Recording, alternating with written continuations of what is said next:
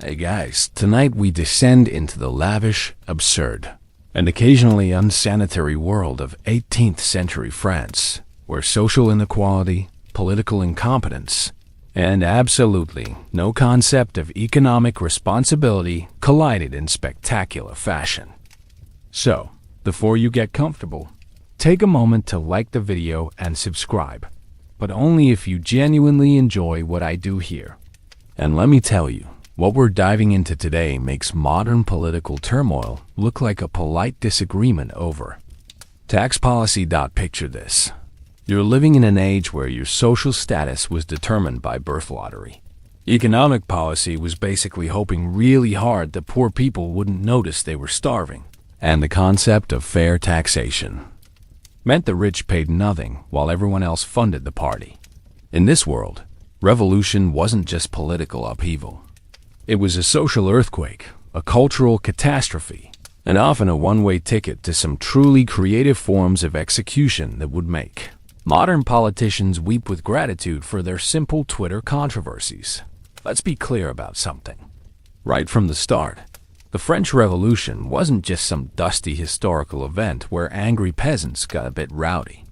This was a 10-year period where France essentially lost its collective mind, and survival became less about skill and more about dumb luck. Social connections, an uncanny ability to read which way the political winds were blowing sometimes, literally from day to day. To be fair to everyone involved, nobody really saw the French Revolution coming in quite the spectacular fashion it actually arrived. Sure, there were warning signs, kind of like how your friend who posts cryptic social media updates about big changes coming might be planning something dramatic. Except in this case, the dramatic thing was the complete collapse of European civilization as they knew it. By the 1780s. France was essentially running the 18th century equivalent of a Ponzi scheme, except instead of promising unrealistic returns on cryptocurrency, they were promising that somehow, someway, they'd figure out how to run a massive empire without actually collecting taxes from the people who had all the money. Sound familiar? It should, because this is basically the eternal governmental struggle of promising services while refusing to ask anyone to pay for them. Let's talk about French society in the late 1700s, which was divided into what they called the three estates. Think of it like a really dysfunctional apartment building where the landlords live in the penthouse. The middle management lives on decent floors, and everyone else is crammed into the basement, except the people in the penthouse don't pay rent. The middle management pays some rent but complains constantly, and the basement dwellers pay for absolutely everything while being told they should be grateful for the privilege. The first estate was the clergy, roughly 130,000 people, who owned about 10% of all French land and paid exactly zero taxes because, apparently, God had given them a permanent exemption form. These weren't just your humble parish priests either. We're talking about bishops who lived like rock stars, with multiple palaces, armies of servants, and budgets that would make modern televangelists blush. Cardinal de Rohan, for example, had an annual income that would be worth about $50 million today. Meanwhile, your average village priest was eating turnip soup and wondering why he'd chosen this particular career path. The second estate was the nobility, maybe 400,000 people, who owned about 25% of the land and also paid virtually no taxes, because they claimed their ancestors had earned tax exemptions by hitting other people with swords several centuries earlier. If you thought modern tax loopholes were creative, wait until you hear about hereditary tax exemptions based on your great-grandfather single quotes s ability to stay on a horse while wearing metal pajamas. These nobles fell into two categories: the nobility of the sword, old money families who traced their lineage back to medieval knights, and the nobility of the robe, newer families who had basically bought their titles. The sword nobles looked down on the robe nobles like old money families looked down on lottery winners, while the robe nobles desperately tried to prove they belonged by spending ridiculous, amounts of money on the kind of elaborate court ceremonies. That would make a modern wedding planner weep with envy.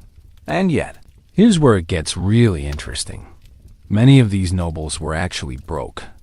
They owned vast estates that generated impressive rental income, but they also had crushing debts from maintaining multiple palaces, supporting dozens of servants, and keeping up with the latest fashions at Versailles.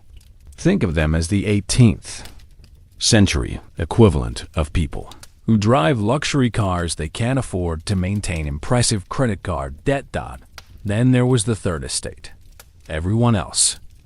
About 25 million people, ranging from wealthy merchants who owned successful businesses to peasant farmers who owned nothing but the clothes on their backs and maybe a really optimistic attitude about next year's harvest.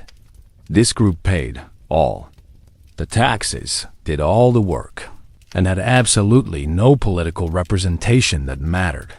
The third estate included some genuinely wealthy people, successful merchants, lawyers, doctors, and bankers who had more actual liquid cash than most nobles, but couldn't buy their way into political power because the system was rigged against anyone without the right bloodline.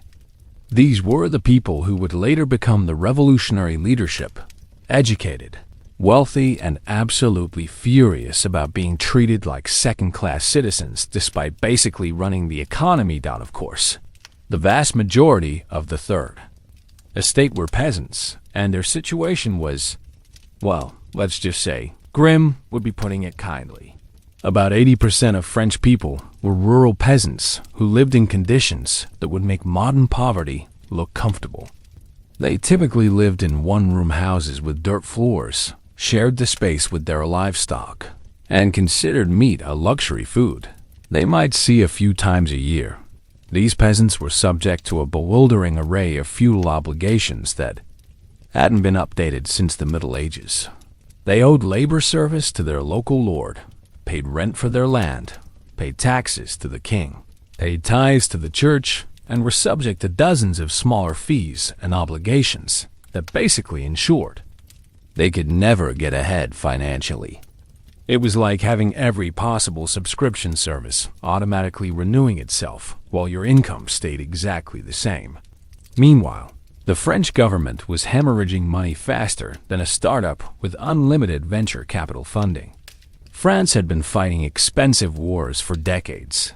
The 7 Years' War, the American Revolution, various European conflicts, and funding these wars by borrowing money rather than raising taxes on the people who actually had money to tax. By the 1780s, the French government was spending roughly half its annual budget just paying interest on its existing debt.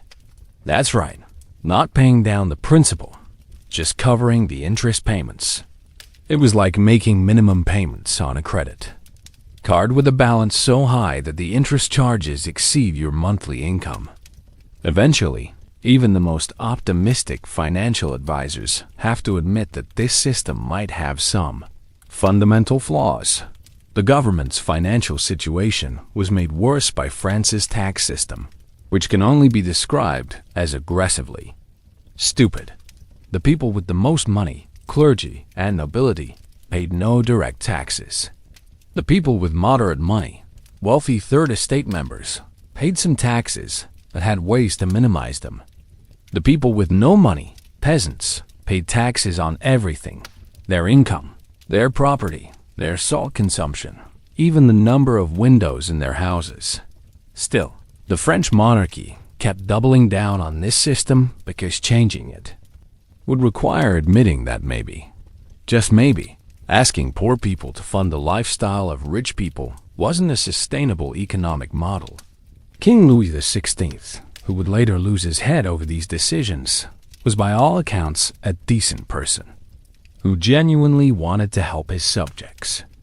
Unfortunately, he had the political backbone of overcooked pasta and the economic understanding of someone who had never personally paid for anything in his entire life. Louis XVI's biggest problem wasn't that he was evil. It was that he was weak.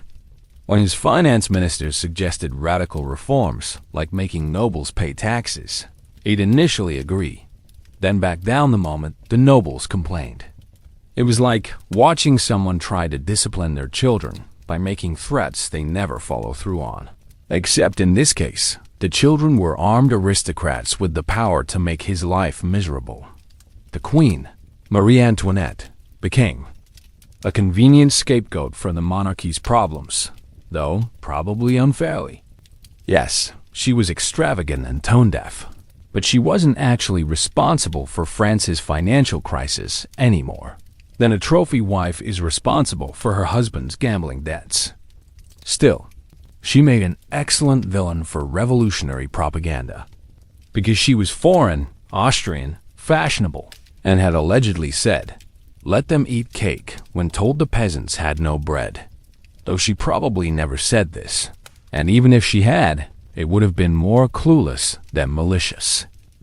By 1787, the financial crisis had reached the point where even the most creative accounting couldn't hide the fact that France was essentially bankrupt. The government tried calling an assembly of notables, basically asking the richest people in France to voluntarily agree to pay taxes. Spoiler alert, they said no. Shocking, I know. If you thought wealthy people avoiding taxes was a modern phenomenon, the French nobility's response to the financial crisis should disabuse you of that notion.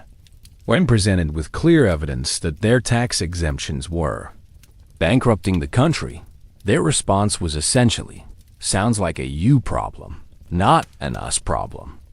The nobility's refusal to accept any financial responsibility finally forced Louis XVI to call the Estates General for the first time since 1614. This was basically admitting that the traditional system of government had failed so completely that they needed to ask the entire country what to do next. It was like a CEO calling an all-hands meeting to announce that the company is broke and asking the employees to come up with solutions. Meanwhile, throughout the 1780s, ordinary French people were dealing with a series of natural disasters that made their already difficult lives nearly impossible. Bad harvests drove up food prices, harsh winters killed livestock, and flooding destroyed crops. When you're already living paycheck to paycheck, a 50% increase in bread prices isn't just inconvenient. It's potentially fatal. The price of bread in the 18th century. France wasn't just an economic indicator. It was a political thermometer. When bread was affordable, people grumbled about taxes, but generally accepted the system. When bread prices spiked, people started questioning why they were paying taxes to support a system that couldn't even ensure basic food security. By 1789, bread prices had reached levels that made basic survival difficult for working families. And yet, even as ordinary French people were literally starving, the court at Versailles continued operating like nothing was wrong. Nobles still spent fortunes on elaborate ceremonies. The royal family still maintained dozens of palaces, and courtiers still competed over who could wear the most ridiculously expensive outfits to formal dinners. It was like throwing a lavish party while your house is on fire and expecting your neighbors not to notice the smoke. The disconnect between elite French society and everyone else had reached almost satirical proportions by the late 1780s. While peasants were eating grass soup and wondering if they'd survive the winter, court ladies were debating the proper etiquette for presenting their compliments to the Queen's pet dog. The French elite had created a social bubble so complete that they genuinely seemed unaware that the rest of the country was falling apart. Of course, not everyone in elite French society was completely oblivious. Some nobles, clergy, and wealthy Third Estate members recognized that the system was unsustainable and advocated for reforms. But these voices were generally ignored or marginalized by the people with the most power to actually implement changes. The intellectual climate of the late 18th century also contributed to the revolutionary atmosphere. The Enlightenment had introduced ideas about natural rights, popular sovereignty, and the social contract that directly challenged traditional justifications for absolute monarchy. Voltaire, Rousseau, and other philosophers had spent decades arguing that governments derived their legitimacy from the consent of the governed rather than divine right or hereditary privilege. These ideas spread through French society via books, pamphlets, salons, and coffee houses. By the 1780s, educated French people were having conversations about political theory that would have been unthinkable a generation earlier. They were questioning not just specific government policies, but the fundamental assumptions underlying the entire social and political system. The American Revolution also played a crucial role in setting the stage for the French Revolution. France had supported the American colonists in their fight against Britain, which was expensive, but also exposed French soldiers and officers to revolutionary ideas about democracy and individual rights. Many French veterans of the American Revolution returned home with new ideas about what government could and should be. Still, even as late as 1788, most French people weren't calling for revolution. They wanted reforms, fairer taxes, better representation, more competent administration. But they weren't necessarily trying to overthrow the entire system. The French Revolution happened not because people planned it, but because a series of political miscalculations and external pressures created a situation where moderate reform became impossible and radical change became inevitable. As 1789 approached, France was a country with massive structural problems, a government that refused to address them, an elite that lived in denial, and a population that was running out of patience. It was like watching a slow-motion car crash where everyone could see disaster approaching, but nobody could figure out how to hit the brakes. That's right. The French Revolution wasn't caused by a sudden outbreak of revolutionary fervor. It was caused by decades of governmental dysfunction, economic mismanagement, and social inequality that finally reached a breaking point. The revolution happened not because French people suddenly decided they hated monarchy, but because the French monarchy had become so incompetent that even its supporters couldn't defend it anymore. By 1789, calling the Estates General wasn't just Louis XVI's attempt to solve France's financial crisis. It was essentially like opening Pandora's box while blindfolded and hoping nothing too dramatic would happen. The king probably thought he was convening a nice, orderly meeting where representatives would politely suggest some modest tax increases and everyone would go home satisfied. Instead, he accidentally triggered the complete collapse of the political system that had governed France for centuries.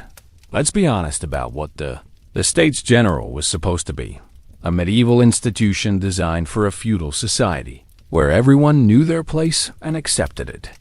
The first estate, clergy; second estate, nobility; and third estate, everyone else, would meet separately, discuss issues among themselves, and then present their conclusions to the king, who would graciously consider their advice before making whatever decisions he wanted anyway.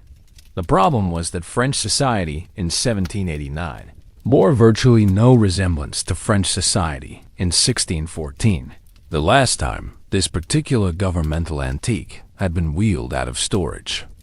The third estate now included some of the wealthiest, most educated, and most politically sophisticated people in France. They weren't content to play the role of grateful subjects, humbly petitioning their betters for minor concessions. Meanwhile, the process of electing representatives and drafting CAs, the doléances, lists of grievances, had essentially given the entire country permission to think critically about how they were being governed. It was like asking your employees to write anonymous performance reviews of management and then being surprised when they have some strong opinions about company policy. The CAs themselves make fascinating reading because they show just how widespread the desire for reform had become by 1789. Even the clergy and nobility included complaints about governmental incompetence, and calls for significant changes to the tax system. If you thought the Third Estate would be the only group demanding reforms, think again. Even the privileged estates were fed up with how badly the country was being run. When the Estates General convened at Versailles in May 1789, the trouble started almost immediately. The Third Estate had been granted double representation, roughly 600 delegates, compared to 300 each for the clergy and nobility. But voting was still supposed to be by estate, meaning the First and Second Estates could always outvote the Third. Estate 2 to 1, even though they represented maybe 5% of the population. To be fair, this wasn't necessarily a conspiracy by the privileged estates to maintain their power. It was just how the Estates General had always worked. But by 1789, asking the Third Estate to accept permanent minority status in a body that was supposed to represent the nation was like asking 95% of your company's shareholders to accept that their votes would always be outnumbered by the remaining 5%. The Third Estate's response was both brilliant and revolutionary. They simply refused to accept the traditional rules. Instead of meeting separately and voting by estate, they invited the other estates to join them in a common assembly where voting would be by head rather than by estate. When the clergy and nobility refused, the Third Estate declared themselves the National Assembly and claimed to represent the French nation. This might sound like a parliamentary procedure dispute, but it was actually a fundamental challenge to the entire basis of French government. By claiming to represent the nation rather than just their estate, the Third Estate was essentially arguing that political legitimacy came from popular sovereignty rather than traditional hierarchy. They were saying that the will of the people mattered more than ancient customs or royal prerogatives. On June 20th, 1789, the members of the National Assembly found themselves locked out of their usual meeting hall, probably because someone in the royal administration thought that denying them access would make them go home and stop causing trouble. Instead, they moved to a nearby tennis court and took what became known as the tennis court oath, swearing not to disband until they had given France a new constitution. Of course, taking an oath to overthrow the existing governmental system while standing in the king's tennis court had a certain symbolic appropriateness that probably wasn't lost on anyone involved. Here were middle-class lawyers and merchants, using the recreational facility of absolute monarchy to pledge themselves to creating a new form of government based on popular representation. Louis XVI's response to this constitutional crisis was characteristically indecisive. He alternated between accepting the National Assembly's authority and trying to reassert traditional royal prerogatives, which managed to alienate both revolutionaries and conservatives without satisfying anyone. It was like trying to have a foot in two boats that were drifting apart. Eventually, you're going to end up in the water.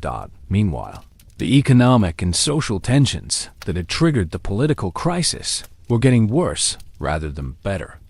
Bread prices continued to rise, unemployment was increasing, and rumors spread that the nobles and clergy were planning to use force to crush the National Assembly and restore the old system. Whether these rumors were true didn't really matter. People believed them, and belief has a way of becoming reality in revolutionary situations. By July 1789, Paris was essentially a powder keg waiting for a spark. The city was full of unemployed workers, displaced peasants, political activists, and general social unrest. When rumors spread that the king was planning to use military force to dissolve the National Assembly, Parisians decided to take matters into their own hands. The storming of the Bastille on July 14, 1789, has become the symbolic beginning of the French Revolution, though it's worth noting that the Bastille wasn't actually that important as a prison. It held exactly 7 prisoners at the time, none of them particularly significant political figures. But the Bastille was a symbol of royal authority and arbitrary imprisonment. and symbols matter in revolutionary moments. Still, the practical importance of taking the Bastille was that it gave the Parisian crowd access to gunpowder and weapons, which they desperately needed if they were going to resist royal military force. It was less a carefully planned revolutionary strategy than a mob looking for weapons and finding them in a conveniently symbolic location. The aftermath of July 14 showed just how quickly revolutionary enthusiasm could turn into revolutionary violence. The crowd didn't just capture the Bastille. They murdered several of its defenders and paraded their heads around Paris on pikes. This wasn't a polite political protest. It was the beginning of a period when violence became a normal part of French political life. If you thought the violence in Paris was shocking, wait until you hear about what was happening in the countryside. The Great Fear of July and August 1789 saw peasant uprisings across rural France as rumors spread that brigands, possibly hired by nobles, were coming to destroy the harvest and crush the revolution. Whether or not these threats were real, peasants responded by attacking noble estates, burning feudal records, and essentially declaring their independence from centuries of seigneurial obligations. The National Assembly's response to rural violence was the famous abolition of feudalism on the night of August 4th, 1789. In a remarkable session that lasted until dawn, noble and clerical deputies voluntarily renounced their feudal privileges, tax exemptions, and special rights. It was like watching the world's most expensive group therapy session, where people competed to see who could give up the most hereditary advantages. And yet, even this dramatic gesture wasn't quite as revolutionary as it seemed. Many of the abolished feudal obligations were actually converted into monetary payments that peasants would have to pay for years to come. It was like your landlord announcing that you no longer had to pay rent, but you did have to pay a housing fee. That was exactly the same amount. Still, the psychological impact was enormous. The legal foundation of the old social hierarchy had been swept away in a single night. The Declaration of the Rights of Man and of the Citizen, adopted in August 1789, represented the National Assembly's attempt to establish the philosophical foundation for a new political order. Drawing heavily on Enlightenment political theory and the American Declaration of Independence, it proclaimed that men are born and remain free and equal in rights, and established principles like freedom of speech, freedom of religion, and equality before the law. To be fair, the Declaration was more aspirational than practical. It proclaimed universal rights while leaving slavery unchanged in French colonies and excluding women from political participation. But as a statement of revolutionary principles, it was genuinely radical for its time and would influence democratic movements around the world for centuries to come. Meanwhile, the royal family was dealing with their own version of revolutionary upheaval. On October 5, 1789, a crowd of Parisian women marched to Versailles demanding bread and political reforms. What started as a protest about food prices quickly became a confrontation with the monarchy itself, and the royal family was essentially forced to move from Versailles to Paris, where they would be under constant surveillance by revolutionary crowds.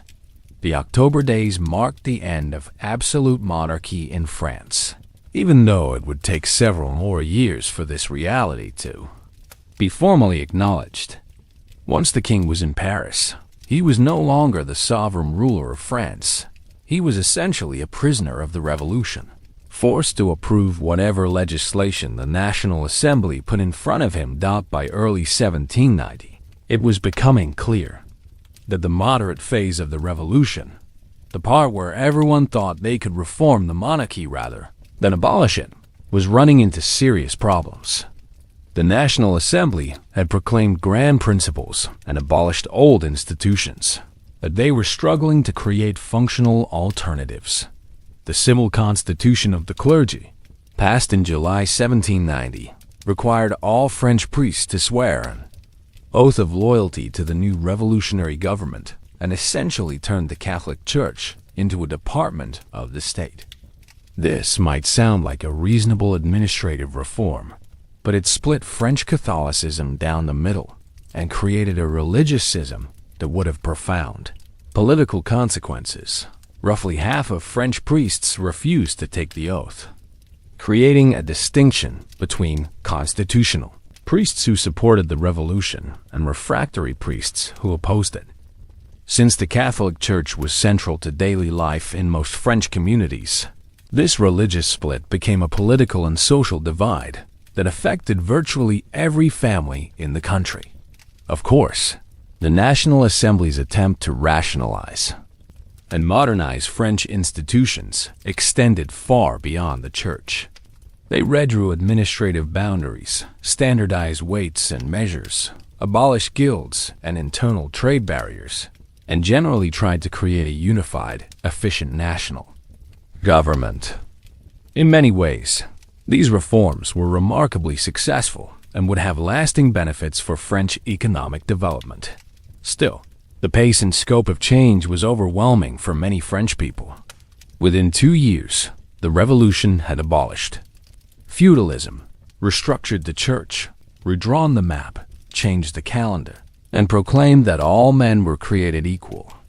For people whose lives had been governed by unchanging traditions for generations, this level of disruption was profoundly unsettling.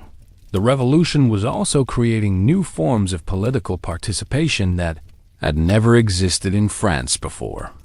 Political clubs, newspapers, and pamphlets proliferated, giving ordinary people opportunities to engage with political questions that had previously been reserved for elites. The Jacobin Club became particularly influential as a forum for radical political discussion and coordination. But political participation also meant political responsibility, and the National Assembly was discovering that governing was much harder than criticizing the government. They had to deal with the inherited financial crisis, while also funding their new institutions and fighting wars against European powers that were determined to crush the crushed. Revolution dawned by 1791. Many of the moderate revolutionaries who had dominated the early National Assembly were beginning to have second thoughts about the direction of events. They had wanted to reform French government and society, not destroy them, and the increasing radicalism and violence of the revolution was making them uncomfortable. The flight to Varennes in June 1791 marked a crucial turning point in revolutionary attitudes toward the monarchy. Louis XVI and Marie Antoinette's attempted escape to the Austrian border was intercepted, and they were brought back to Paris under guard. Even though the National Assembly decided to maintain the fiction that the king had been kidnapped rather than fleeing voluntarily, many French people concluded that their monarch was fundamentally opposed to the revolution, and yet the majority of the National Assembly still hoped to preserve constitutional monarchy and avoid more radical changes.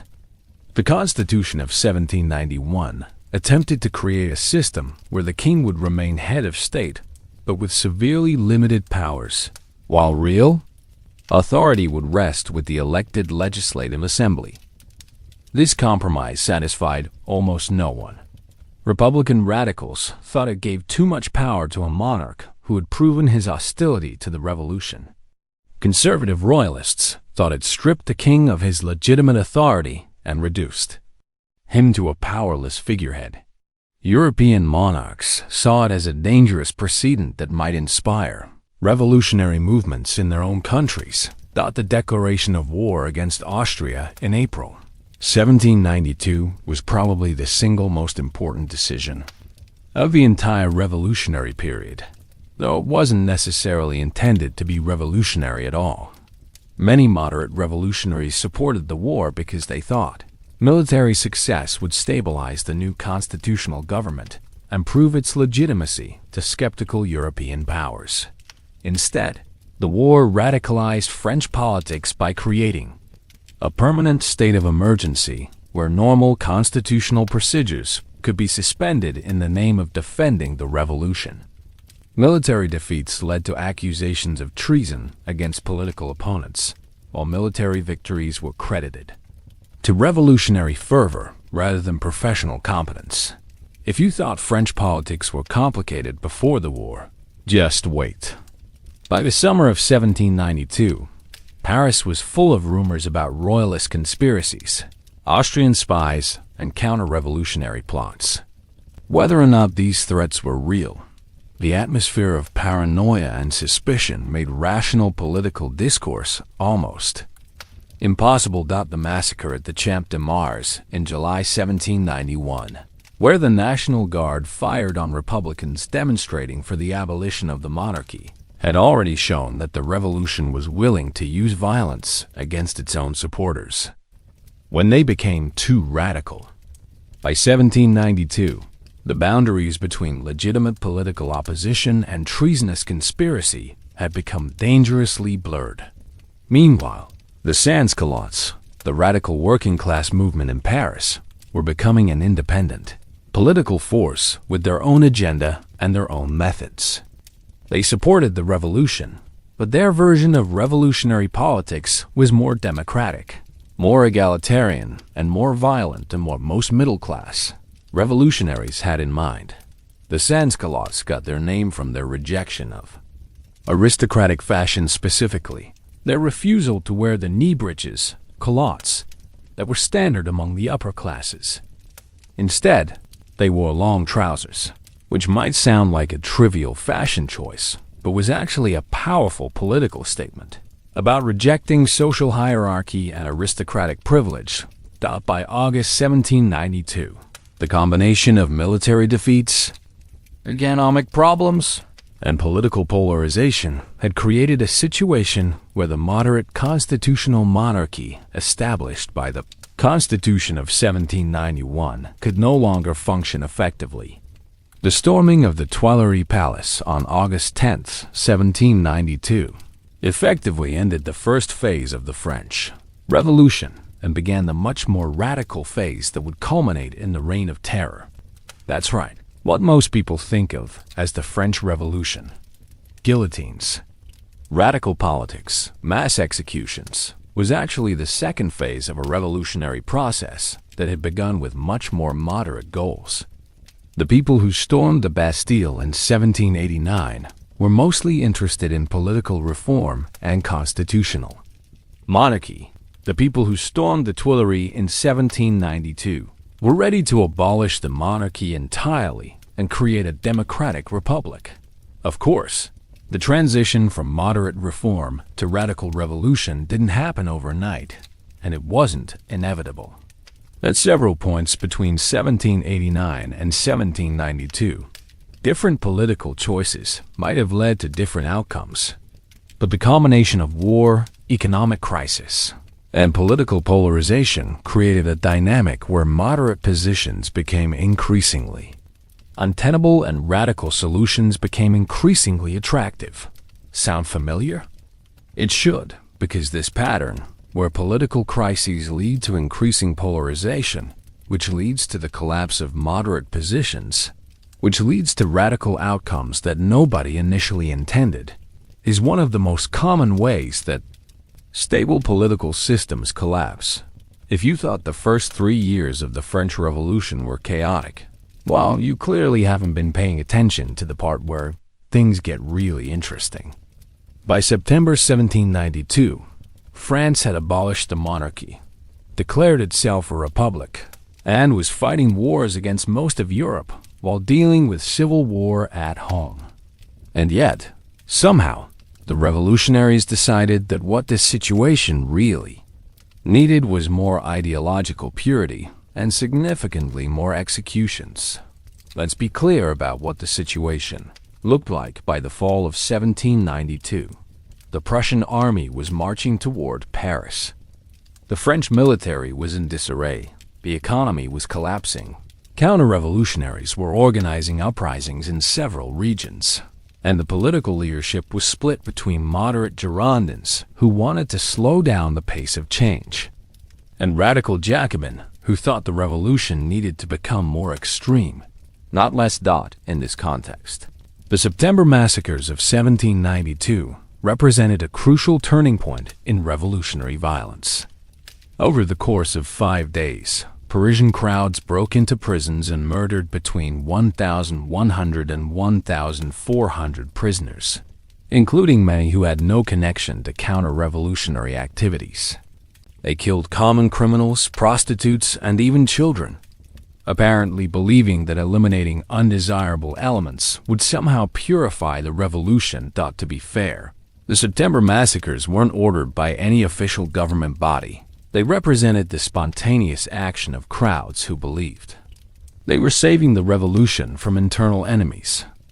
But the fact that the revolutionary government did nothing to stop them, and in some cases actually defended them as expressions of popular justice, showed just how far political discourse had moved from the moderate reformism of 1789. The trial and execution of Louis XVI in January 1793 marked the point of no return for the radical phase of the revolution.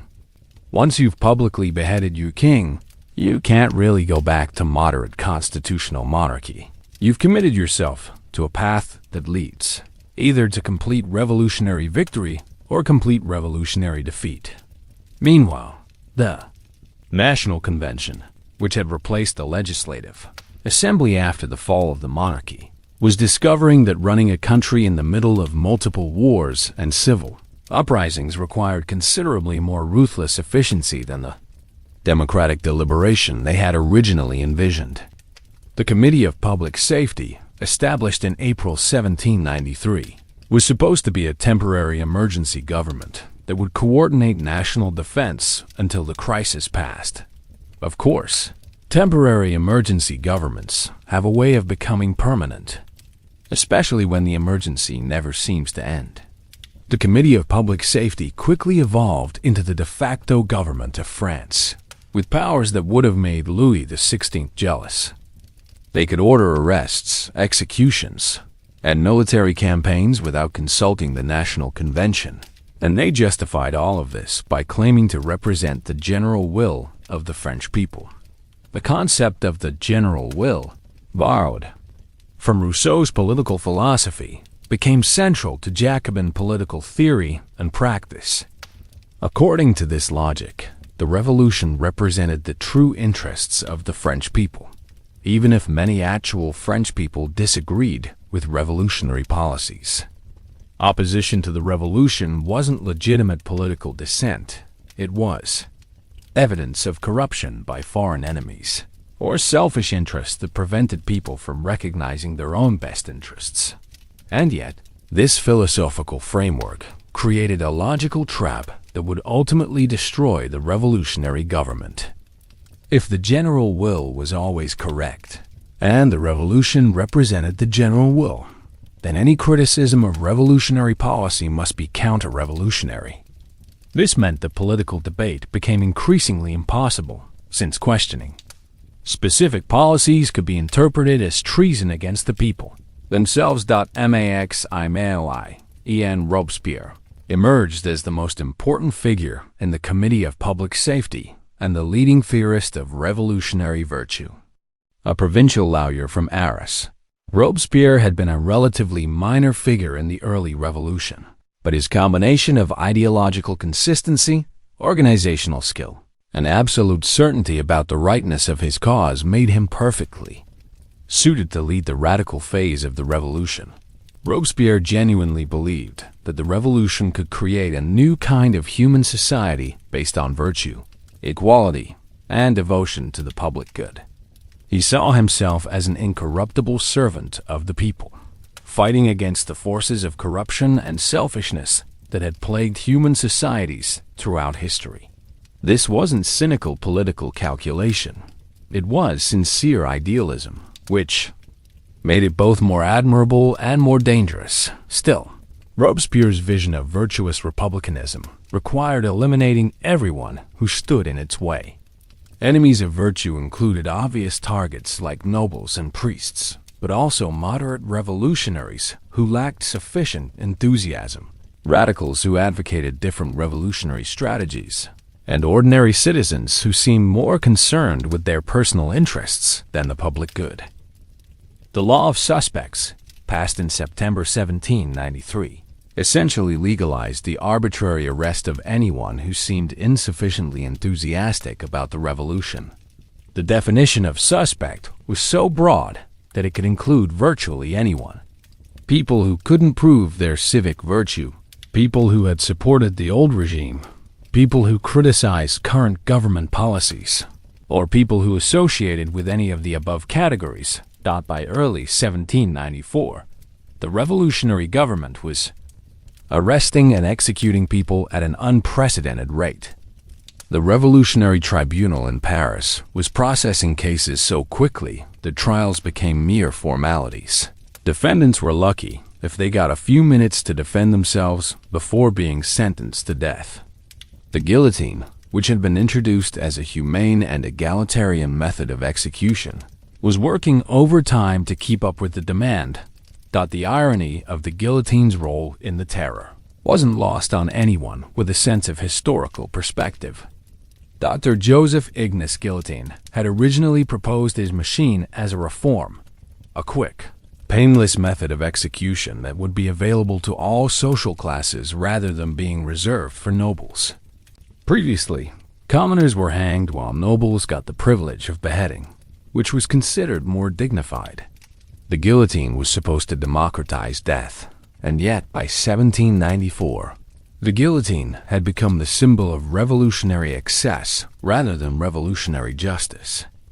It was set up in the Place de la Révolution, now Place de la Concorde, and drew crowds like a particularly gruesome form of popular entertainment.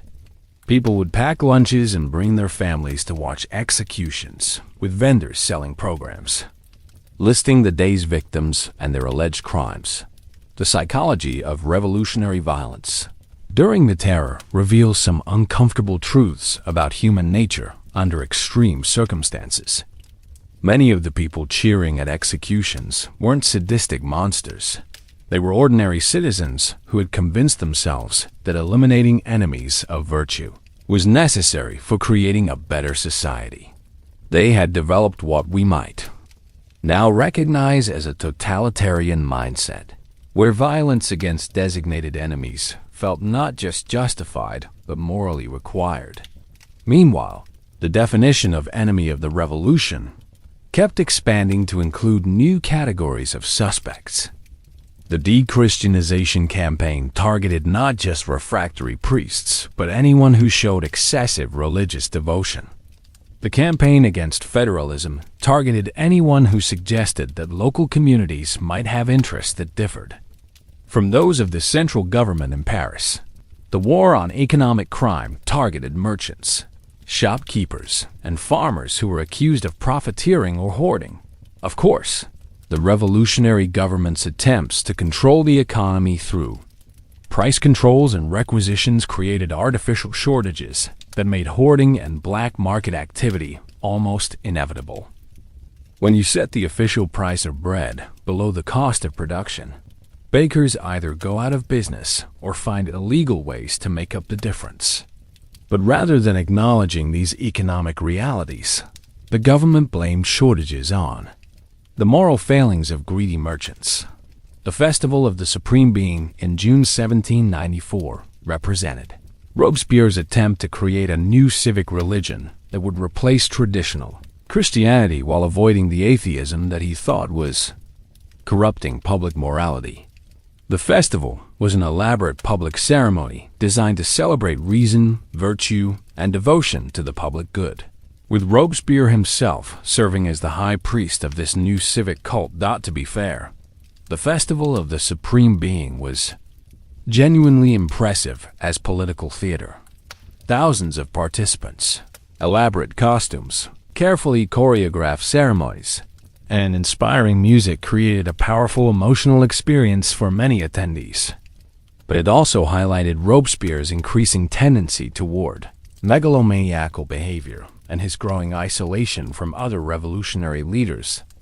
By the summer of 1794, even committed revolutionaries were beginning to question whether the terror had gone too far.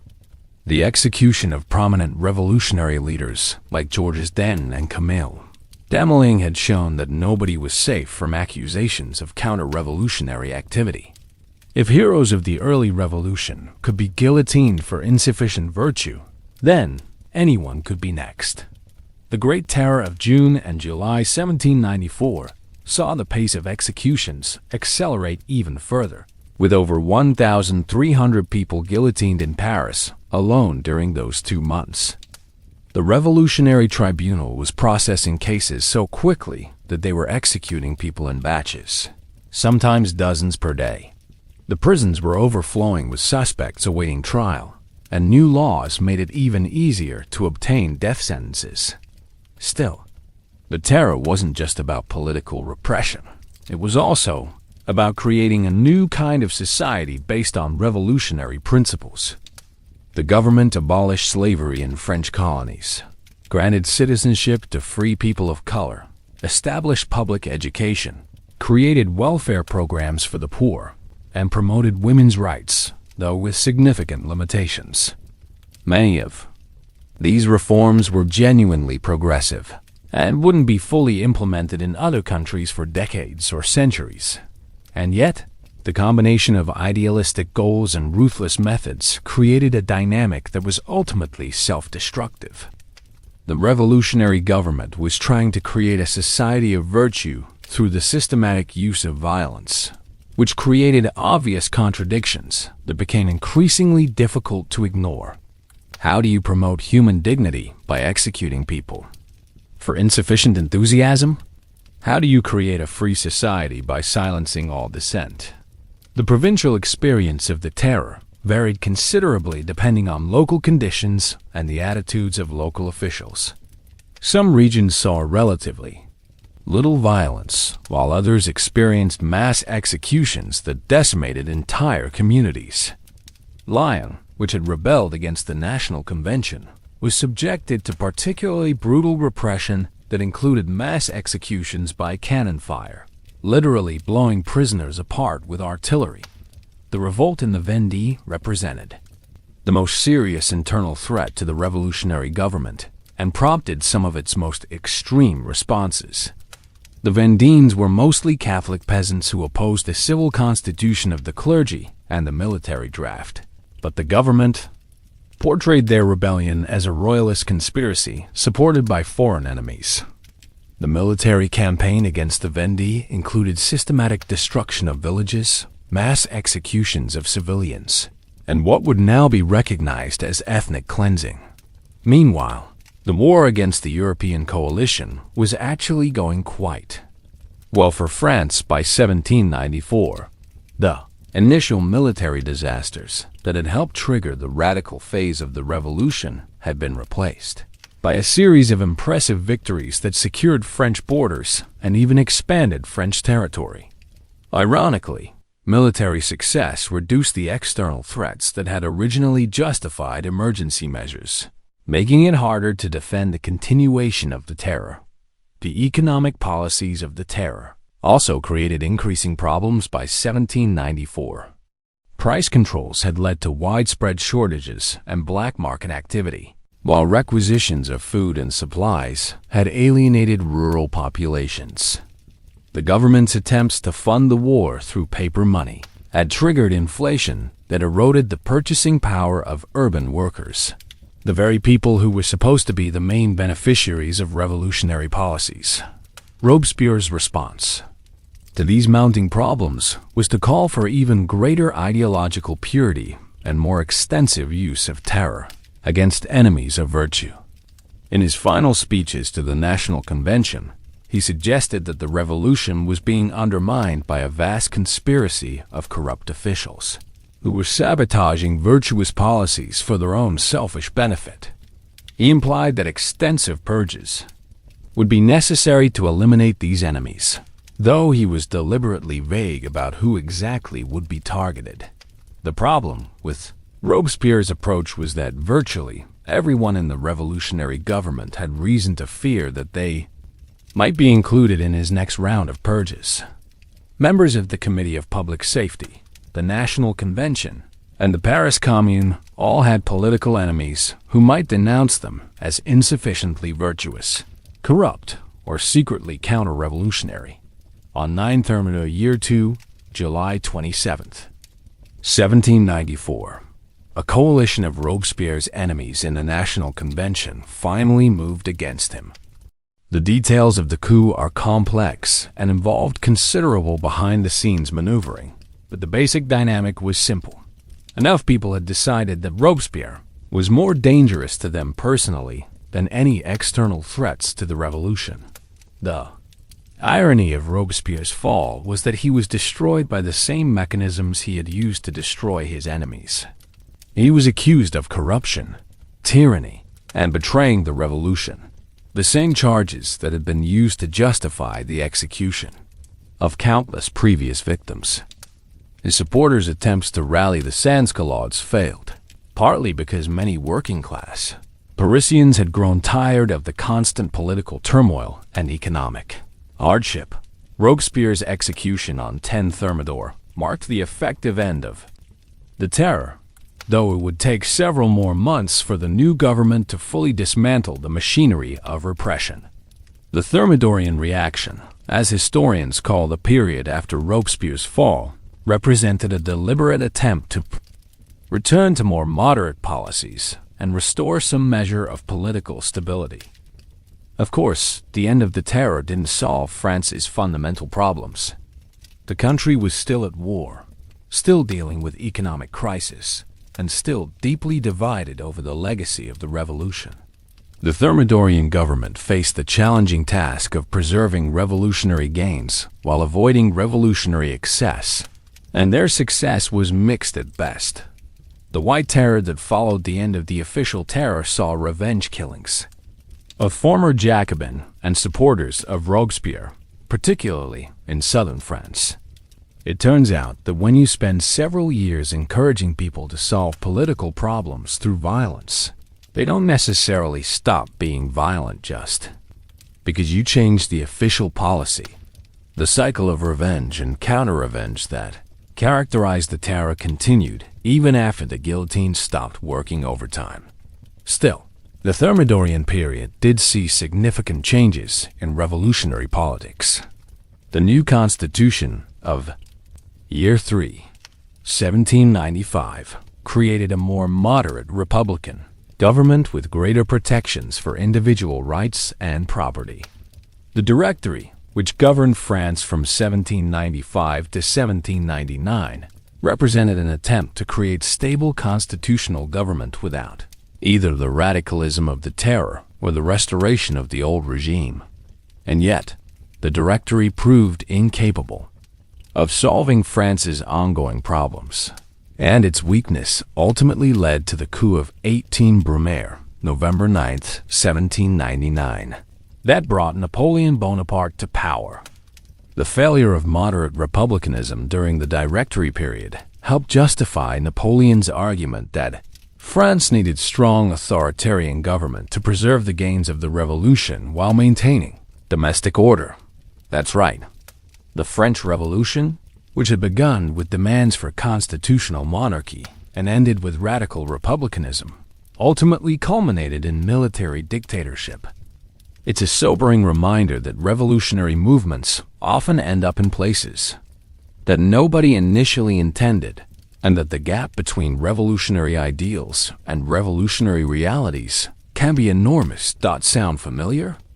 It should, because this pattern, where moderate reform movements become radical revolutions, which become increasingly extreme until they collapse from internal contradictions, which leads to authoritarian backlash, is one of the most common trajectories of political change in human history. Now that we've established that the French Revolution was essentially a decade-long exercise in political Russian roulette, where the rules kept changing and the stakes kept getting higher, let's talk about the practical question that really matters.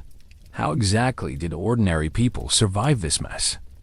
Because while historians love to focus on the grand political narratives and ideological conflicts, the vast majority of French people were just trying to keep their heads attached to their necks while everything they thought they knew about. Society collapsed around them. Let's be honest about something right from the start. There was no foolproof survival strategy during the French Revolution. People who made all the right political choices still ended up dead, while others who seemed to be courting disaster somehow made it through unscathed. Luck played an enormous role, but so did social intelligence, adaptability, and an accurate understanding of which way the political winds were blowing at any given moment. The first and most important survival skill was learning to read the political climate, which changed so frequently that what was patriotic behavior one month could be treasonous behavior the next. In 1789, supporting constitutional monarchy made you a progressive reformer. By 1792, the same position made you a reactionary enemy of the people. By 1794, even radical republicanism wasn't enough. You had to demonstrate active virtue and ideological purity to avoid suspicion. To be fair, this constant political shifting wasn't necessarily the result of cynical manipulation by revolutionary leaders. The revolution created genuinely new situations that required new responses, and what worked in one crisis often proved inadequate for the next crisis. But for ordinary people trying to navigate daily life, the constant changes in political orthodoxy created an exhausting and dangerous environment where yesterday's patriot could become tomorrow's traitor without doing anything different. The nobility faced perhaps the most obvious survival challenge, since they were the primary target of revolutionary hostility from the very beginning. Some chose emigration, leaving France entirely and hoping to return when the political situation stabilized. The émigré nobles who fled to neighboring countries probably had the highest survival rates, though they paid for their safety by losing most of their property and living in exile for years or decades. Meanwhile, nobles who stayed in France had to navigate an increasingly hostile environment where their very existence was seen as a threat to revolutionary values. Some tried to demonstrate their patriotism by supporting revolutionary policies, donating money to patriotic causes, or even joining revolutionary organizations. The Marquis de Lafayette successfully reinvented himself as a champion of constitutional monarchy, though even he eventually had to flee the country when the revolution became too radical for moderate positions. Of course, many nobles tried to maintain a low profile and avoid political involvement entirely, but this strategy became increasingly difficult as the revolution progressed. The law of suspects made political neutrality essentially impossible. You had to actively demonstrate your support for the revolution, or you would be assumed to oppose it. Passive resistance wasn't enough. You needed active collaboration. The clergy faced similar challenges, complicated by the religious schism created by the civil constitution of the clergy. Constitutional priests who took the oath of loyalty to the revolutionary government generally survived better than refractory priests who refused. But even constitutional priests faced suspicion during the dechristianization campaign of 1793 to 1794. Some priests abandoned their religious vocation entirely and married, while others tried to adapt Christian theology to revolutionary principles. Still, the experience of the clergy during the revolution highlights an important survival principle. Institutional affiliation could be either protective or dangerous, depending on the political moment. Being a priest was relatively safe in 1789, moderately risky by 1791, and potentially fatal by 1793. People who understood these shifting risks and adapted their behavior accordingly had better survival chances than those who rigidly maintained traditional roles and loyalties. The bourgeoisie, wealthy merchants, lawyers, doctors, and other professionals had perhaps the best survival odds during the revolution, since they were generally the people running it. But even middle-class revolutionaries had to navigate factional conflicts within the revolutionary movement itself. Supporting the wrong revolutionary faction could be just as dangerous as opposing the revolution entirely. The case of the Girondins illustrates this dynamic perfectly. These were committed revolutionaries who had supported the abolition of the monarchy and the establishment of the republic, but their moderation and federalist sympathies made them enemies of the more radical Jacobin. By 1793, being a Girondin supporter was almost as dangerous as being a royalist, and many prominent Girondins were guillotined during the Terror, despite their revolutionary credentials. For middle-class professionals, the key survival strategy was demonstrating useful skills while avoiding factional politics. Doctors, engineers, and administrators who could contribute to the war effort or civilian government were generally protected, even if their political reliability was questionable. The revolution needed competent people to run the country, and ideological purity was sometimes sacrificed for practical necessity. The sans-culottes and urban working classes had complex relationships with revolutionary politics that changed significantly over time. In the early years of the revolution, Parisian workers were the most enthusiastic supporters of radical change and often pushed the political leadership toward more extreme positions. Their protests and demonstrations were crucial to many key revolutionary moments, from the storming of the Bastille to the fall of the monarchy. And yet, even the sans-culottes could find themselves on the wrong side of revolutionary orthodoxy if they advocated positions that conflicted with official policy. The Enrages, a radical faction that demanded more extreme economic measures, were suppressed by the Jacobin government despite their impeccable revolutionary credentials. It turns out that even being more revolutionary than the official revolution could be considered counter-revolutionary. The peasantry, who made up about 80% of the French population, had survival experiences that varied enormously depending on their region, their relationship with local elites, and their attitude toward revolutionary policies. Peasants in areas that remained loyal to the revolution generally benefited from the abolition of feudalism and the redistribution of church and émigré lands. Those in regions that rebelled against revolutionary policies faced military repression that could be genuinely devastating.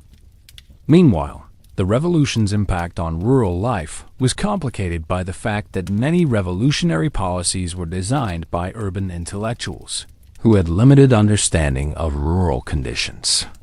The civil constitution of the clergy, for example, was particularly unpopular in rural areas where traditional Catholicism remained strong, creating conflicts between revolutionary ideology and local religious practice. One crucial survival strategy for all social groups was learning to speak the language of revolutionary politics convincingly. This meant not just avoiding counter-revolutionary statements, but actively demonstrating patriotic enthusiasm through the right vocabulary, symbols, and gestures. People who mastered revolutionary rhetoric could often deflect suspicion, even if their actual political commitments were questionable. The revolution created an elaborate symbolic language that served as a kind of political identification system.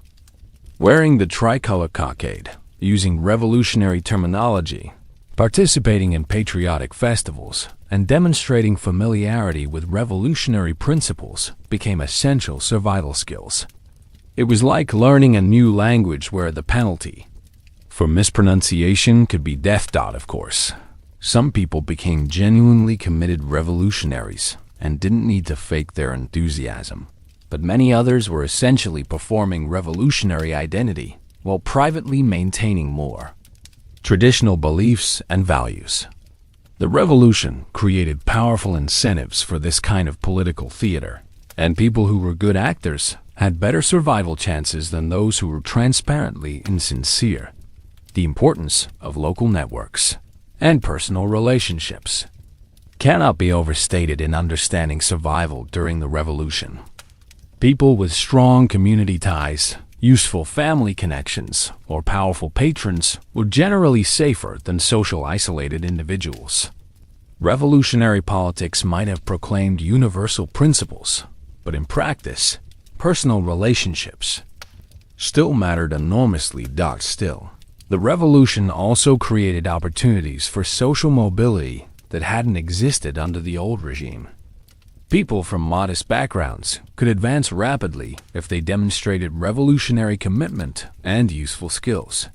The military, in particular, became an avenue for advancement for talented individuals, regardless of their social origins. Napoleon Bonaparte being the most famous example, but hardly the only one.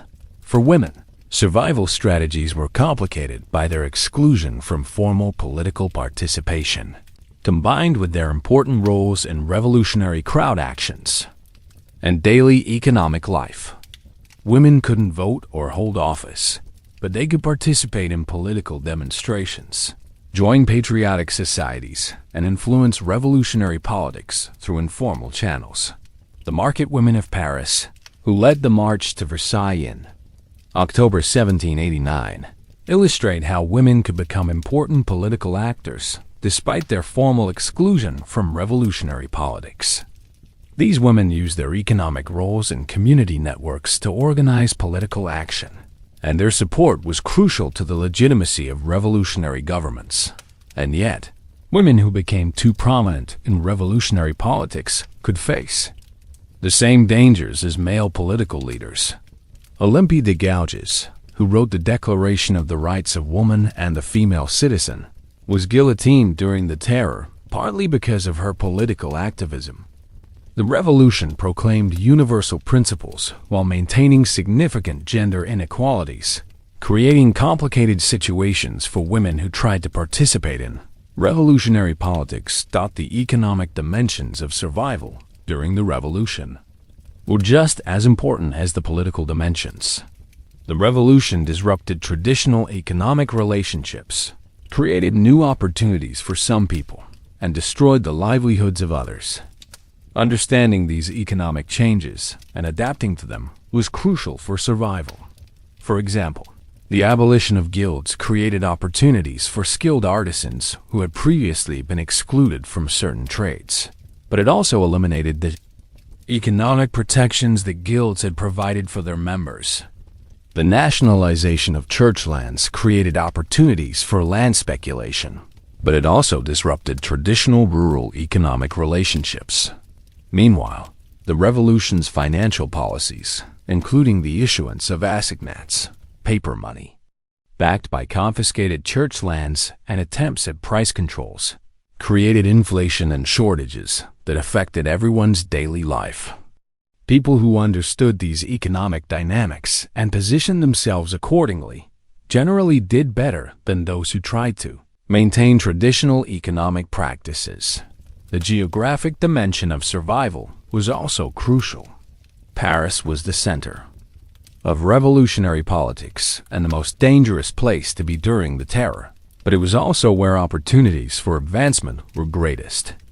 Provincial cities were generally safer, but offered fewer opportunities for social mobility. Rural areas varied enormously depending on local conditions and their relationship with revolutionary authorities. Some regions, particularly in western and southern France, experienced significant counter-revolutionary activity that created different kinds of survival challenges. In these areas, supporting the revolution could be dangerous if local opinion was hostile to revolutionary policies, while opposing the revolution could be fatal if revolutionary forces maintained control. The Vendée region, which experienced the most serious counter-revolutionary uprising, illustrates these geographical variations in revolutionary experience. Vendée peasants who supported the rebellion faced potential execution if captured by Republican forces, while those who remained loyal to the revolution faced potential retaliation from rebel forces. Geography essentially determined which political positions were safe and which were suicidal. That's right. Survival during the French Revolution often depended more on where you lived than what you believed. The same political positions that were patriotic in Paris could be treasonous in Lyon. and the attitudes that were safe in Brittany could be fatal in Alsace.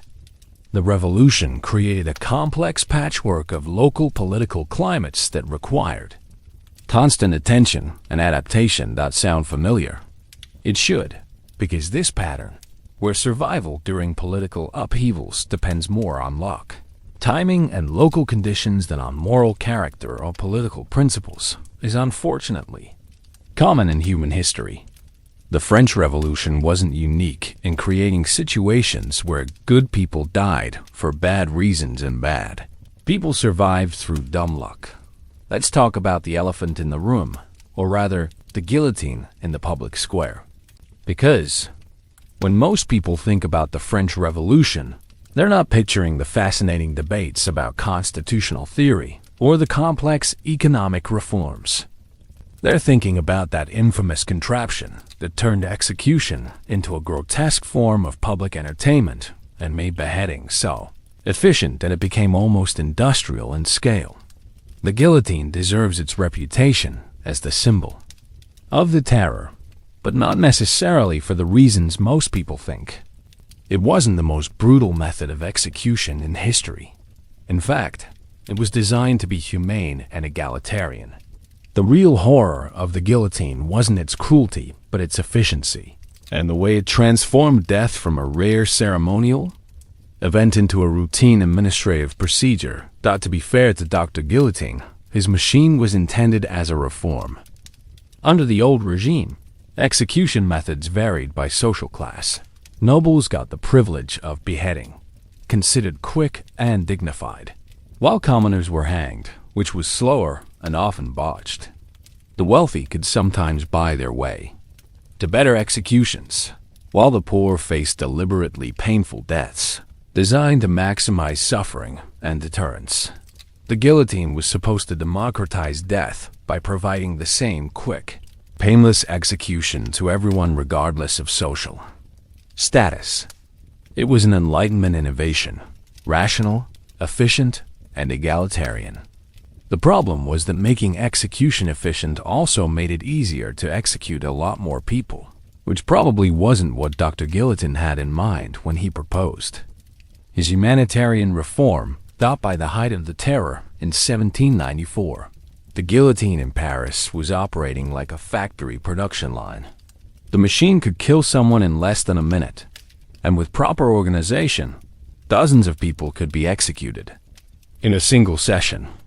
The executioner, Charles Henry Sanson, developed streamlined procedures that minimized delays and maximized throughput.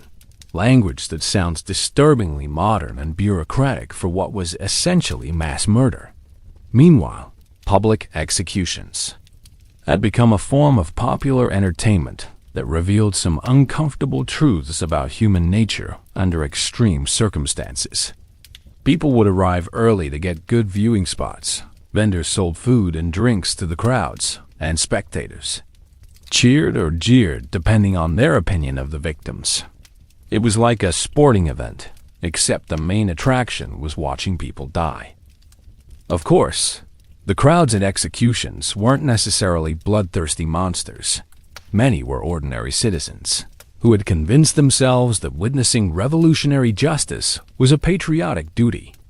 The executions were presented as educational spectacles where virtuous citizens could observe the fate of enemies of the people and be reminded of the consequences of counter-revolutionary behavior.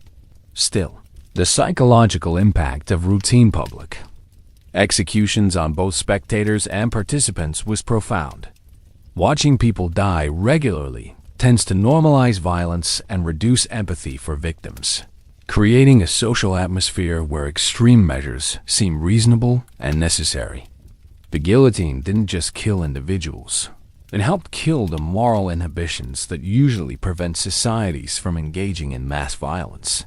The victims of the guillotine during the terror came from every social class and every walk of life, which contradicts the popular image of the revolution as simply a war by the poor against the rich.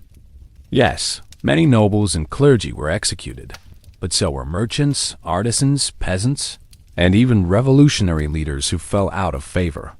The Terror was an equal opportunity killing machine that could target anyone who fell under suspicion. Marie Antoinette's execution in October 1793 illustrates how the revolutionary government used high-profile executions for propaganda purposes. The former queen was already powerless and posed no real threat to the revolution, but her trial and execution served as powerful symbolism about the complete rejection of the old regime. Her death was meant to demonstrate that nobody was above revolutionary justice, not even former royalty. And yet, Marie Antoinette's trial also demonstrated how the revolutionary legal system had abandoned basic principles of justice in favor of political theater. She was charged with sending military secrets to Austria, corrupting her son, and maintaining counter-revolutionary correspondence, charges that were largely fabricated or based on circumstantial evidence. The outcome was predetermined. The trial was just a formality. The case of Charlotte Corday, who assassinated Jean-Paul Marat in July 1793, shows how the revolutionary government dealt with individual acts of political violence. Corday was a young woman from a minor noble family who killed Marat because she believed he was responsible for the excesses of the Terror. Her trial lasted 4 days, and she was guillotined despite widespread sympathy for her motives. Corday's execution is particularly interesting because it reveals the complex psychology of revolutionary justice. Many people, including some revolutionaries, admired her courage and agreed with her criticism of Marat's extremism. But the logic of the Terror required that any act of violence against revolutionary leaders be punished with death, regardless of the perpetrator's motives or the victim's popularity. The execution of revolutionary leaders like Georges Dene and Camille Desmoulins in April 1794 marked a crucial turning point in the Terror because it showed that even heroes of the early revolution weren't safe from the guillotine. Danton had been one of the most charismatic leaders of the revolution, while Desmoulins was Robespierre's childhood friend and political ally. Their deaths demonstrated that personal relationships and past services to the revolution offered no protection against accusations of corruption or insufficient virtue. Meanwhile, the provincial experience of revolutionary justice varied considerably, depending on local conditions and the attitudes of local officials. Some areas saw relatively little violence, while others experienced mass executions that decimated entire communities. The representants and mission, officials sent from Paris to oversee local implementation of revolutionary policies, had enormous discretionary power and used it very differently depending on their personalities and political views. Joseph Fouche's mission to Lyon after the city's rebellion against the National Convention illustrates how individual officials could determine the extent of revolutionary violence in their jurisdictions. Fouche organized mass executions using cannons and muskets because the guillotine was too slow for the number of people he wanted to kill. His methods were extreme, even by the standards of the Terror, but they were enthusiastically supported by the central government in Paris. Of course, not all representants and mission were as brutal as Fouche. Some tried to minimize violence, while still implementing revolutionary policies, and a few were actually recalled to Paris for being insufficiently rigorous in pursuing enemies of the revolution. The variation in local experiences during the Terror depended largely on which officials happened to be in charge at any given time.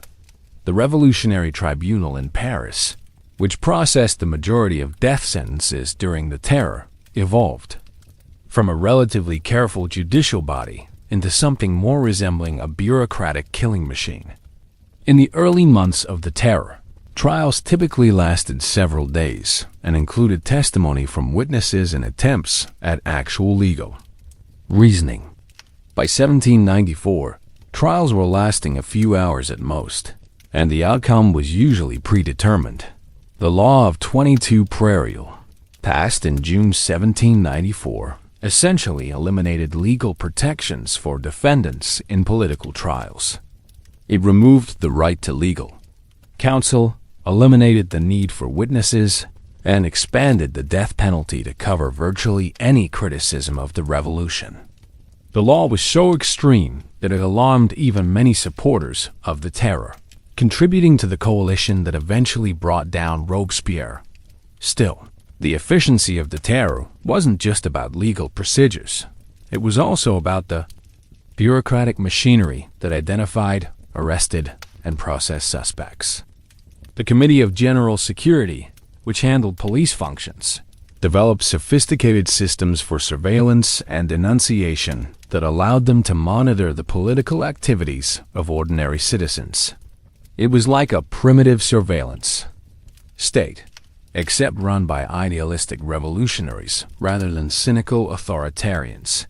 The role of denunciation in the terror reveals some particularly disturbing aspects of how ordinary people participated in revolutionary violence.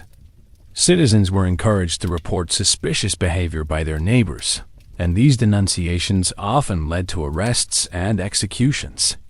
The system created incentives for people to settle personal grudges by accusing their enemies of counter-revolutionary activities. And yet, many denunciations were motivated by genuine ideological conviction rather than personal malice. People who sincerely believed in revolutionary principles sometimes reported family members, friends, and neighbors who seemed insufficiently committed to the revolutionary cause. The terror created a social environment where ideological loyalty was supposed to override personal relationships. The economics of execution during the terror also revealed a bureaucratic mentality that characterized revolutionary government. The cost of maintaining prisoners, conducting trials, and carrying out executions was carefully tracked and budgeted. The revolutionary government treated mass execution as an administrative challenge that required efficient resource allocation and proper financial oversight. Charles Henry Sanson, the chief executioner of Paris, submitted detailed expense reports for his services during the terror.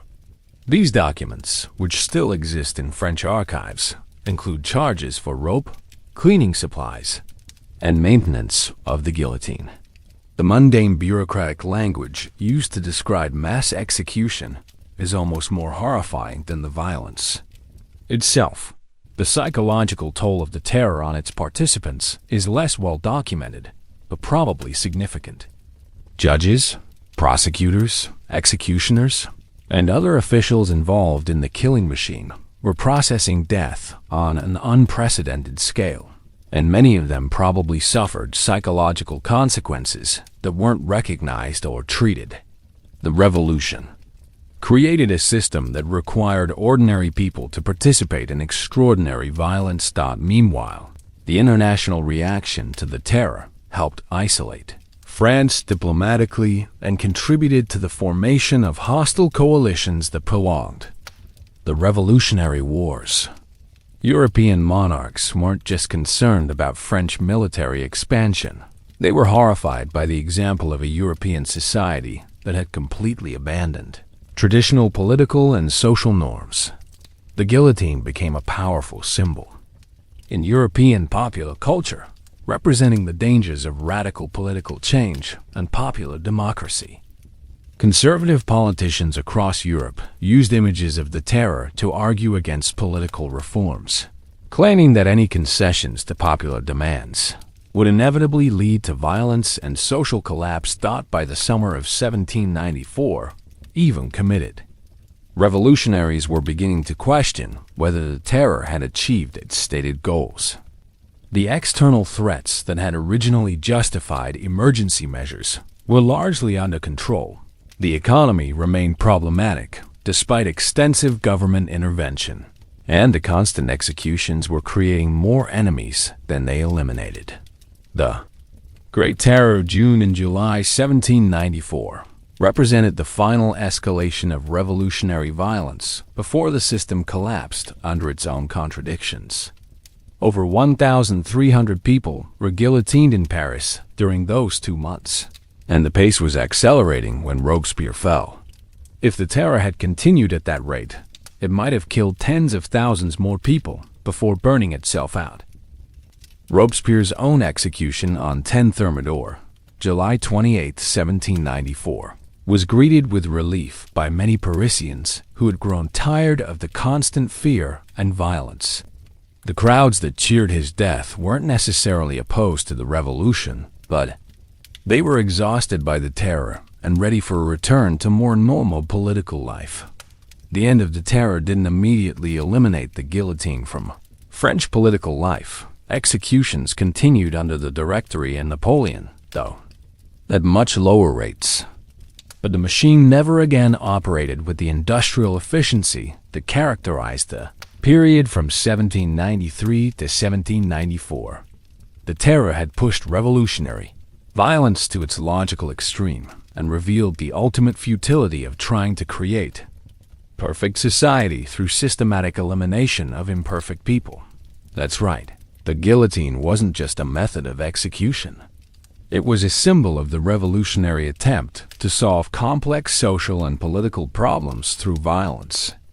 The machine's efficiency made it possible to kill people faster than they could be replaced, creating a self-defeating cycle where the solution became worse than the original problem. Sound familiar? It should, because this pattern, where extreme solutions to genuine problems create new problems that are worse than the original ones, is depressingly common in human history.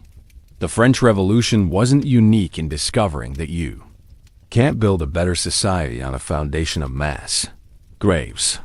If you've been following along with this delightful tour through revolutionary France, you might be wondering how exactly this whole mess finally came to an end. After all, even the most enthusiastic revolutionaries eventually have to admit that maybe, just maybe, executing everyone who disagrees with you isn't a sustainable long-term political strategy. The Thermidorian reaction, which began with Robespierre's execution in July 1794, represents the moment when France collectively decided that they'd had quite enough of virtue, terror, and ideological purity. Thank you very much. Let's be clear about what the situation looked like by the summer of 1794. The revolutionary government had successfully defended France against foreign invasion, crushed internal rebellions, and eliminated most of the obvious enemies of the revolution. The original justifications for emergency measures were becoming increasingly difficult to maintain, especially since the emergency measures themselves were creating more problems than they solved. The men who overthrew Robespierre weren't counter-revolutionaries or secret royalists. They were committed Republicans who had supported the terror when it seemed necessary, but now wanted to preserve their own necks and return to some semblance of normal political life. Their motivation wasn't ideological opposition to revolutionary principles. It was simple self-preservation combined with practical recognition that the current system wasn't working. To be fair, the Thermidorian conspirators faced a genuine dilemma. They wanted to end the terror without completely repudiating the revolution, maintain Republican government without returning to royal authoritarianism, and preserve revolutionary gains without continuing revolutionary extremism. It was like trying to land a plane while it's still taking off. Technically possible, but requiring considerable skill and more than a little luck. The immediate aftermath of Robespierre's fall saw a deliberate but cautious rollback of the most extreme revolutionary policies. The law of 22 Prairial was repealed. The Revolutionary Tribunal was reformed to provide basic legal protections, and the pace of executions slowed dramatically. The government also released many suspects from prison and allowed some emigrated nobles to return to France. Meanwhile, the Thermidorian government had to deal with a backlash against former supporters of the terror that sometimes turned violent. The White Terror saw revenge killings of Jacobin and other radicals, particularly in southern France, where old social and political conflicts combined with revolutionary divisions to create cycles of violence that lasted for years. Of course, ending the terror was easier than solving the underlying problems that had helped cause it in the first place. France was still at war with most of Europe, still dealing with economic instability, and still deeply divided over the proper relationship between central government authority and local autonomy. The Thermidorian government inherited all of these challenges without the revolutionary fervor that had previously motivated people to accept hardship and sacrifice for the greater good. The Constitution of Year 3, adopted in 1795, represented the Thermidorians' attempt to create a stable republican government that would avoid both the chaos of radical democracy and the dangers of authoritarian rule. The new system featured a bicameral legislature and a 5-man executive directory, with complex voting procedures designed to prevent any single faction from dominating the government. And yet, the directory that governed France from 1795 to 1799 proved chronically unstable and increasingly unpopular. The government faced constant threats from both royalist conspirators who wanted to restore the monarchy and neo-Jacobin radicals who wanted to revive the terror.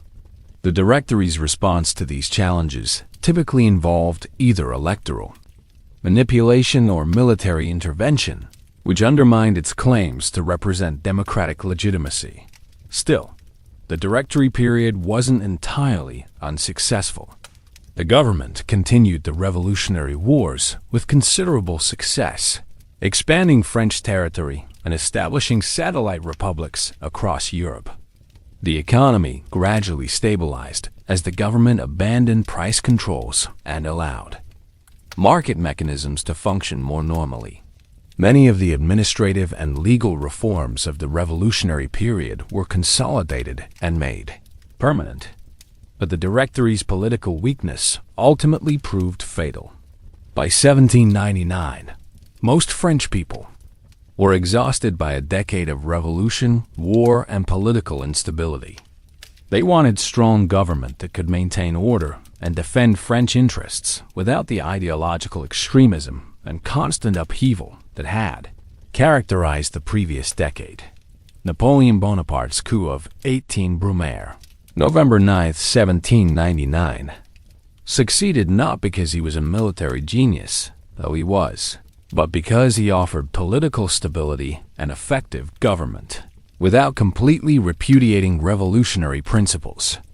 Napoleon promised to preserve the gains of the revolution while ending its chaos, which appealed to people who were tired of choosing between radical democracy and royal restoration.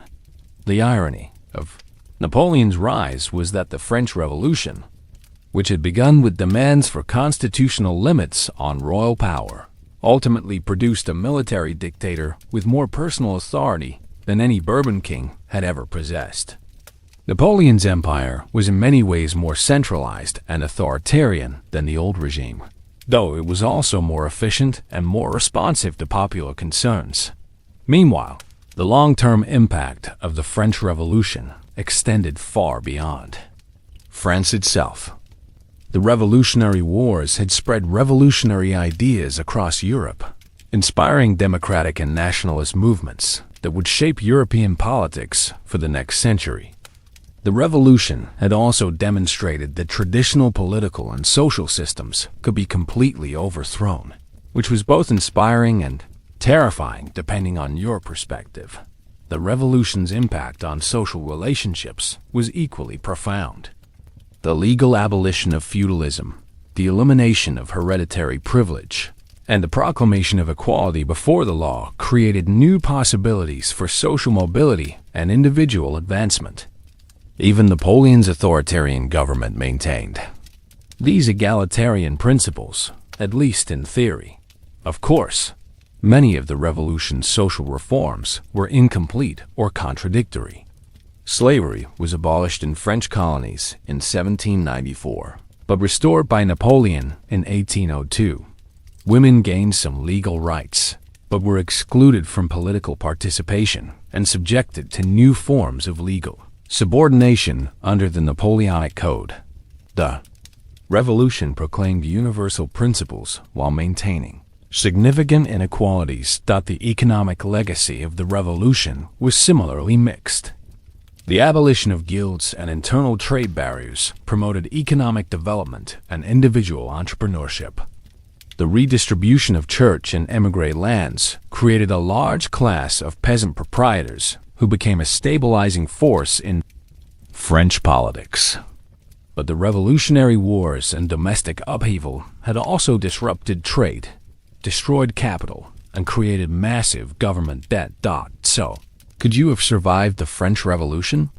Well, that depends on a lot of factors beyond your control, your social class, your geographic location, your political connections, and most importantly, your luck. But understanding the patterns we've discussed might have improved your odds somewhat. First, flexibility was crucial. People who rigidly maintained traditional loyalties and behaviors generally fared worse than those who adapted to changing circumstances. The revolution created new rules for social and political life, and survival often depended on learning these rules quickly and following them convincingly. Second, avoiding extremes was usually safer than embracing them, though this wasn't always possible. Moderate positions were often unstable during revolutionary periods, but extreme positions were more likely to become dangerous when political winds shifted. The safest strategy was usually to appear moderately supportive of whatever faction was currently in power without becoming too closely identified with any particular group. Third, useful skills provided some protection against political persecution. Doctors, engineers, administrators, and other professionals were generally safer than people whose only qualification was their political reliability. The revolution needed competent people to run the country and practical necessity sometimes trumped ideological purity. Fourth, strong local networks and personal relationships mattered enormously. People with deep community ties and powerful patrons were generally safer than social isolates. Revolutionary politics might have proclaimed universal principles, but in practice, personal connections still influenced who lived and who died. Finally, geographic mobility was often crucial. People who could move to safer areas when their local political climate became dangerous had better survival chances than those who were stuck in hostile environments. Of course, not everyone had the resources or opportunities for geographic mobility, which made this more of a privilege than a strategy. That's right. Surviving the French Revolution required a combination of social intelligence, practical skills, good connections, and considerable luck. It wasn't really about moral character or political principles, though those could matter in specific circumstances. It was about understanding how revolutionary dynamics worked and positioning yourself accordingly. Meanwhile, the broader lesson of the French Revolution is that political systems can collapse much more quickly than anyone expects, and that the gap between revolutionary ideals and revolutionary realities can be enormous. The people who stormed the Bastille in 1789 weren't trying to create a military dictatorship, but that's where their revolution ultimately led. Sound familiar? It should, because this pattern where moderate reform movements become radical. Revolutions, which become increasingly extreme until they collapse from internal contradictions, has repeated itself many times throughout human history. The French Revolution wasn't unique in demonstrating that revolutionary change often produces outcomes that nobody initially intended. Of course, the French Revolution also produced genuine improvements in human freedom and dignity that influenced democratic movements around the world. The abolition of feudalism, the proclamation of equal rights, and the establishment of merit-based advancement created new possibilities for human development that continue to shape our world today. But the revolution also demonstrated the dangers of utopian thinking and the ease with which noble ideals can be corrupted by the pursuit of power. The road from the declaration of the rights of man to the terror was shorter than anyone expected, and the gap between revolutionary theory and revolutionary practice was often filled with violence and hypocrisy.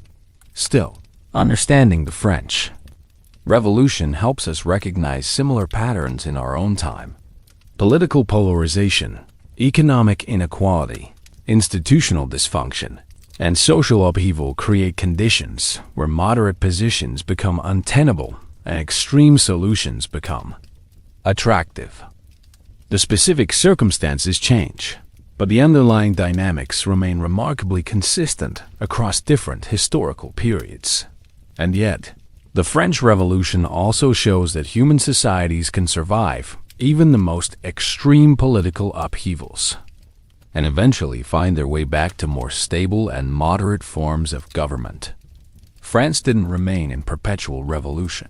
It eventually developed democratic institutions that preserved the revolution's egalitarian ideals while avoiding its extremist methods. The revolution's ultimate legacy might be its demonstration that political and social change is both possible and dangerous. Traditional systems of authority can be overthrown, but replacing them with something better requires more than revolutionary enthusiasm. It requires practical wisdom, institutional knowledge, and a realistic understanding of human nature that's often in short supply during revolutionary moments. So there you have it, the French Revolution in all its chaotic, violent, idealistic, and ultimately transformative glory. It was simultaneously one of the most inspiring and most horrifying events in human history, depending on which aspects you focus on and which people you identify with. Like most historical events, it resists simple moral judgments and easy lessons. But if you take nothing else from this story, remember that political stability is more fragile than it appears. That revolutionary change often produces unintended consequences, and that survival during periods of upheaval depends more on adaptability and luck than on moral character or political principles. These might not be the most inspiring lessons, but they're probably the most useful ones for navigating our own uncertain times. Now that we've covered the grand political narratives and survival strategies, let's talk about what this all meant for actual human beings living through these events. Because while it's easy to get caught up in the dramatic sweep of revolutionary politics, the French Revolution was ultimately about millions of individual people whose lives were completely upended by forces beyond their control. Let's be honest about something that often gets lost in historical accounts. The vast majority of people who lived through the French Revolution weren't political heroes or villains. They were ordinary individuals trying to protect their families, maintain their livelihoods, and survive in an increasingly unpredictable world. Their stories don't always fit neatly into grand narratives about progress or reaction, but they reveal the human reality behind the historical abstractions. Take the case of Jean-Baptiste Carrier, a provincial lawyer who became one of the most notorious figures of the Terror. Carrier wasn't born a monster. He was a middle-class professional who got caught up in revolutionary fervor and gradually lost his moral compass. His transformation from respectable attorney to mass murderer illustrates how ordinary people can become complicit in extraordinary evil under the right circumstances. Carrier's mission to Nantes in 1793 to 1794 resulted in thousands of deaths, including the infamous noyades, mass drownings, where prisoners were loaded onto barges that were then sunk in the Loire River. What makes Carrier's story particularly disturbing isn't just the scale of his crimes, but the bureaucratic efficiency with which he organized them. He treated mass murder as an administrative challenge requiring proper planning and resource allocation. Meanwhile, the story of Olympe de Gouges reveals the particular challenges faced by women who tried to participate in revolutionary politics. De Gouges was a playwright and political activist who wrote the Declaration of the Rights of Woman and the Female Citizen, challenging the revolution's exclusion of women from political participation. Her execution in November 1793 demonstrated that even revolutionary movements could be deeply conservative when it came to gender roles. Of course, de Gouges wasn't executed specifically because she was a woman. She was killed because her political activities made her enemies among the Jacobin leadership. But her case illustrates how the revolution's egalitarian rhetoric didn't extend to all forms of inequality, and how people who challenged the boundaries of revolutionary orthodoxy could find themselves in mortal danger. The experience of Charlotte Corday, who assassinated Marat, provides another perspective on how individual conscience could conflict with revolutionary politics. Corday wasn't a counter-revolutionary conspirator. She was a young woman who became convinced that Marat's extremism was destroying the revolution's moral foundations. Her decision to kill him was a personal act of political desperation rather than part of any organized opposition movement. Still, Corday's trial and execution revealed the revolutionary government's inability to distinguish between principled opposition and treasonous conspiracy. The logic of the terror required that any act of violence against revolutionary leaders be treated as evidence of counter-revolutionary plotting, regardless of the perpetrator's actual motives or connections. The case of the Carnation Plot illustrates how the paranoid atmosphere of the terror could turn innocent gestures into evidence of conspiracy. In May 1794, a young woman named Cecile Renaud was arrested for allegedly planning to assassinate Robespierre. Her plot consisted mainly of carrying a small knife and some carnations, which were interpreted as symbols of royalist sympathy. She and 53 members of her family and social circle were executed based on this flimsy evidence. And yet, the Carnation Plot wasn't just about individual injustice. It reflected the broader dynamic of how revolutionary paranoia created its own enemies. By treating any criticism or suspicious behavior as evidence of conspiracy, the revolutionary government encouraged people to see plots everywhere, which in turn justified more repression and more executions. The story of the Girondins' final months provides insight into how political leaders dealt with the prospect of their own destruction. These men had been prominent revolutionaries who had supported the abolition of the monarchy and the establishment of the republic. But their moderation made them enemies of the more radical Jacobin. Their arrest in June 1793 and execution in October showed that even revolutionary credentials offered no protection against factional politics. What's particularly striking about the Girondins is how they maintained their dignity and principles, even when facing death. Many of them used their final speeches to defend their political positions and criticize the direction of the revolution, knowing that these statements would have no impact on their fate. Their courage in the face of execution was genuinely admirable, even if their political judgment had been questionable. Meanwhile, the experience of ordinary Parisians during the Terror reveals how revolutionary politics affected daily life in ways that went far beyond formal political participation.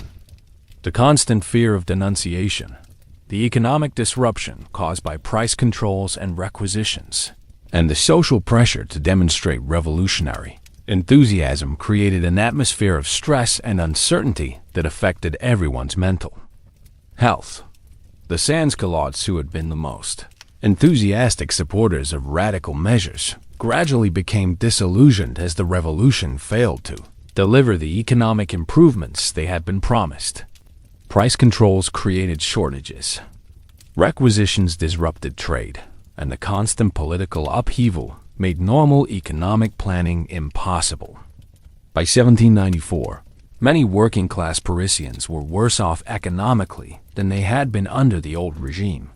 Of course, the rural experience of the revolution varied enormously depending on local conditions, but peasant families generally faced disruption that was less dramatic but more persistent than urban violence.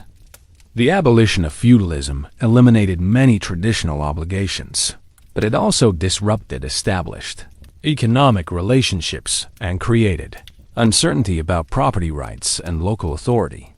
The religious schism created by the civil constitution of the clergy had particularly profound effects on rural communities, where Traditional Catholic practices remained central to social life. Families found themselves divided between those who supported constitutional priests and those who remained loyal to refractory clergy, creating conflicts that persisted for generations. The case of the Vendée Rebellion illustrates how political divisions could destroy entire communities. The uprising began as resistance to military conscription and religious policies, but it quickly escalated into a brutal civil war that lasted for years. The government's military response included systematic destruction of villages, mass executions of civilians, and policies that amounted to ethnic cleansing. Still, even in the Vendée, individual experiences varied considerably. Some peasant families supported the rebellion enthusiastically, while others remained loyal to the Republic. Many simply tried to avoid taking sides, but the polarized political environment made neutrality increasingly impossible. Survival often depended on accurately reading local political dynamics and positioning yourself accordingly.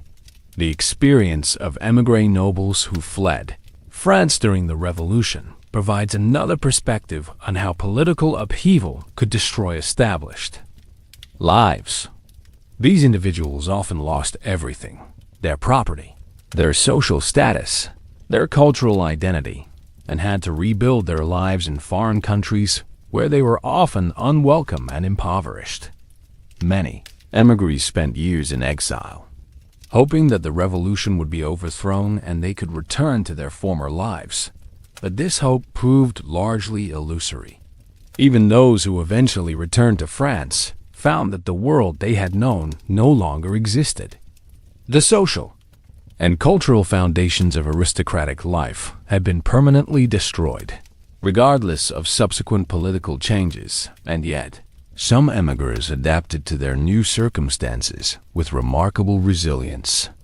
They learned new languages, developed new skills, and created new forms of community in exile. Their experience demonstrates both the devastating impact of political upheaval and the human capacity for adaptation and reinvention. The psychological toll of living through the French Revolution is difficult to measure, but was undoubtedly enormous. People who lived through the entire revolutionary decade experienced levels of stress, uncertainty, and trauma that would be considered severe by modern standards. The constant threat of violence, the rapid changes in social norms, and the breakdown of traditional institutions created psychological pressures that affected everyone. Many contemporaries wrote about feeling disconnected from their former selves and uncertain about their place in the rapidly changing world. The revolution didn't just change political institutions, it fundamentally altered people's sense of identity and belonging. Traditional sources of meaning and stability had been swept away, often without adequate replacements. Of course, some people thrived in the revolutionary environment. Young men from modest backgrounds could advance rapidly through military or political careers that would have been impossible under the old regime. The revolution created opportunities for social mobility and personal reinvention that were genuinely liberating for those who could take advantage of them. But even successful revolutionaries often paid significant personal costs for their political involvement. Many revolutionary leaders became isolated from their families and former friends, consumed by political responsibilities that left little time for personal relationships. The revolution demanded total commitment that often came at the expense of individual happiness and personal fulfillment. The impact of revolutionary violence on children and families is particularly difficult to contemplate. Thousands of children lost parents to the guillotine, emigration, or war. Many families were divided by political disagreements that made normal relationships impossible. The revolution created an entire generation of young people whose formative experiences involved unprecedented levels of social and political disruption. Still, children often demonstrated remarkable resilience in adapting to revolutionary circumstances. They learned to navigate the new political environment, adopted revolutionary symbols and rhetoric, and created new forms of play and entertainment that reflected their changed world. Their adaptability was both inspiring and tragic. Inspiring, because it showed human resilience.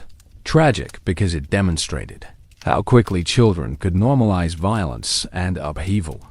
The gendered experience of the revolution deserves particular attention because women's exclusion from formal political participation didn't protect them from revolutionary violence or exempt them from its consequences. Women participated in revolutionary crowds, managed household economies disrupted by war and price controls, and often took responsibility for maintaining family survival when men were absent due to military service or political involvement. Many women developed sophisticated political knowledge and strong opinions about revolutionary policies, even though they couldn't vote or hold office. They participated in political discussions, attended public ceremonies, and sometimes engaged in forms of political resistance that could be extremely dangerous. Their exclusion from formal politics didn't mean they were apolitical. The revolution also created new opportunities for some women, particularly in areas like education and small business ownership. The breakdown of traditional social restrictions allowed some women to pursue careers and activities that had previously been closed to them. But these opportunities were limited and often temporary, disappearing when more normal conditions returned. That's right. The human cost of the French Revolution wasn't just measured in deaths and executions. It included the psychological trauma of living through unprecedented social change, the economic disruption that affected millions of families, and the destruction of traditional communities and relationships that had provided meaning and stability for generations. Sound familiar? It should, because these patterns, where political upheaval creates both opportunities and traumas that affect individuals in ways that go far beyond formal political participation, are common features of revolutionary periods throughout history. The French Revolution wasn't unique in demonstrating that political change always has profound personal consequences for the people who live through it. If you think the French Revolution's impact ended when Napoleon crowned himself emperor, you're missing one of the most important parts of the story. The Revolutionary Decade didn't just change France, it fundamentally altered how people across the world thought about government, society, and individual rights. The ideas that seemed so radical and dangerous in 1789 gradually became the foundation of modern democratic civilization, though often in ways that would have surprised the original revolutionaries. Let's be clear about the revolution's most immediate international impact. It scared the living daylights out of every monarch, aristocrat, and established authority figure in Europe. The execution of Louis XVI wasn't just regicide. It was a direct challenge to the divine right of kings and the entire theoretical foundation of traditional monarchy. If French peasants could overthrow their king, what was to stop similar uprisings elsewhere? The answer, from the perspective of European elites, was military intervention to crush the revolution before its ideas could spread. The various coalitions that fought against revolutionary France weren't just pursuing traditional balance of power politics. They were trying to eliminate an existential threat to the entire European social and political order. Meanwhile, the revolutionary wars themselves became vehicles for spreading revolutionary ideas across Europe. French armies didn't just conquer territory. They brought with them the Code Napoleon, revolutionary legal principles, and new forms of political organization. The sister republics established in Italy, Holland, and Germany introduced millions of Europeans to democratic institutions and egalitarian ideals. Of course, many Europeans initially experienced French revolutionary influence as foreign occupation rather than liberation, which complicated the reception of revolutionary ideas. It's one thing to embrace democratic principles voluntarily. It's quite another to have them imposed by conquering armies. The association between revolutionary ideals and French imperialism created ambivalent attitudes toward democracy that persisted long after Napoleon's defeat. Still, the impact of revolutionary ideas couldn't be contained by military defeat or political reaction. The principle that governments derive their legitimacy from popular consent rather than divine appointment had been demonstrated in practice, and this example inspired democratic movements across Europe and the Americas for the next century. The revolution's influence on Latin American independence movements was particularly direct and significant. Leaders like Simon Bolivar and José de San Martin explicitly drew on French revolutionary principles in justifying their struggles against Spanish colonial rule. The Declaration of the Rights of Man provided a philosophical framework for challenging imperial authority and establishing republican governments. And yet, the application of revolutionary principles to colonial situations revealed some of the contradictions and limitations of revolutionary idealism. Many Latin American independence leaders were primarily interested in political autonomy for colonial elites, rather than social revolution for indigenous and enslaved populations. They adopted the language of universal rights while maintaining systems of racial and economic oppression. The French Revolution's impact on the abolition of slavery illustrates both the radical potential and practical limitations of revolutionary egalitarianism. The Revolution initially abolished slavery in French colonies in 1794, but Napoleon restored it in 1802. Revolutionary principle that all men are born free and equal contained the logical foundation for ending slavery. But economic interests and racial prejudices prevented consistent application of this principle. Meanwhile, the Revolution's influence on women's rights was similarly contradictory. The Declaration of the Rights of Man proclaimed universal principles that logically extended to women, and figures like Olympe de Gouges explicitly made this argument. But the revolutionary leadership remained committed to traditional gender roles, and women's political exclusion was actually reinforced by some revolutionary policies. The long-term impact of revolutionary feminism was nevertheless significant. The revolution demonstrated that traditional social hierarchies could be challenged and overthrown, which provided inspiration for later women's rights movements. The logical contradiction between universal rights and gender exclusion became increasingly difficult to defend as democratic principles gained acceptance. The revolution's influence on European nationalism was equally profound and complicated. Revolutionary France proclaimed the sovereignty of the French nation and the right of peoples to self-determination, which provided intellectual ammunition for nationalist movements across Europe. But French revolutionary nationalism also justified imperial expansion and cultural domination of other peoples. The German response to French occupation illustrates how revolutionary nationalism could inspire both liberation and reaction. German intellectuals like Johann Gottlieb Fichte developed theories of national identity that drew on revolutionary principles while rejecting French cultural hegemony. This German nationalism would eventually contribute to both democratic unification and aggressive militarism. Of course, the revolution's most lasting institutional legacy was probably the development of modern bureaucratic administration. The revolutionary government created standardized legal codes, rationalized administrative procedures, and established merit-based civil service systems that became models for modern state organization.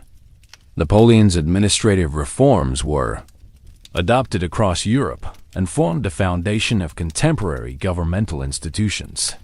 The metric system, which was introduced during the Revolution as part of the campaign to rationalize weights and measures, provides a concrete example of how revolutionary innovations gradually became international standards. What began as an ideological commitment to reason and universal principles eventually became a practical necessity for international commerce and scientific communication. Still, the revolution's impact on economic development was complex and sometimes contradictory.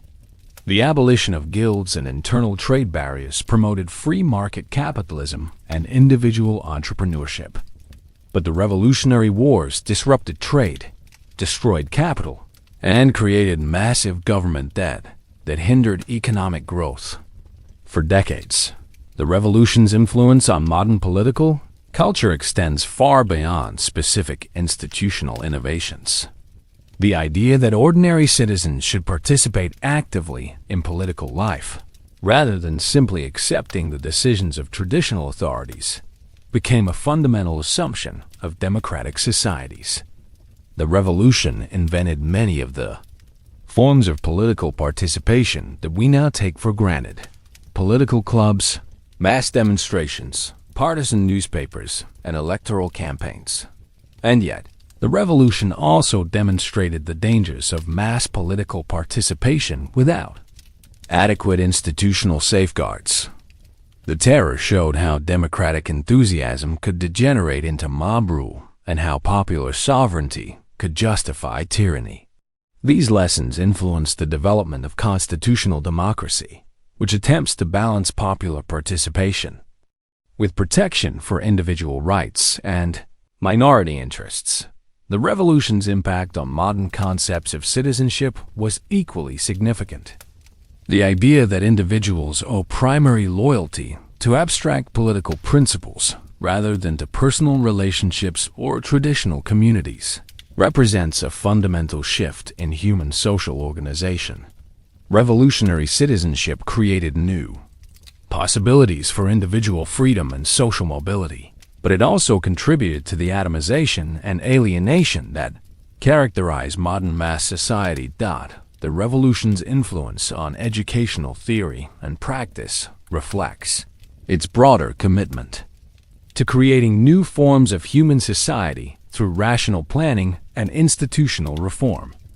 Revolutionary educational policies emphasized civic virtue, scientific knowledge, and practical skills rather than classical learning and religious instruction. These innovations influenced educational development across the world, though often in modified forms that reflected local conditions and values. Meanwhile, the revolution's impact on religious life was profound and lasting.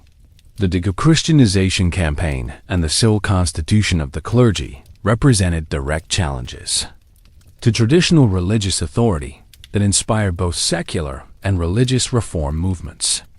The revolution demonstrated that religious institutions could be reformed or replaced, which influenced everything from Protestant evangelicalism to modern secularization. The revolutionary calendar, which attempted to replace Christian chronology with a rational system based on decimal principles and seasonal cycles, provides an extreme example of the revolution's ambition to reconstruct human society according to rational principles.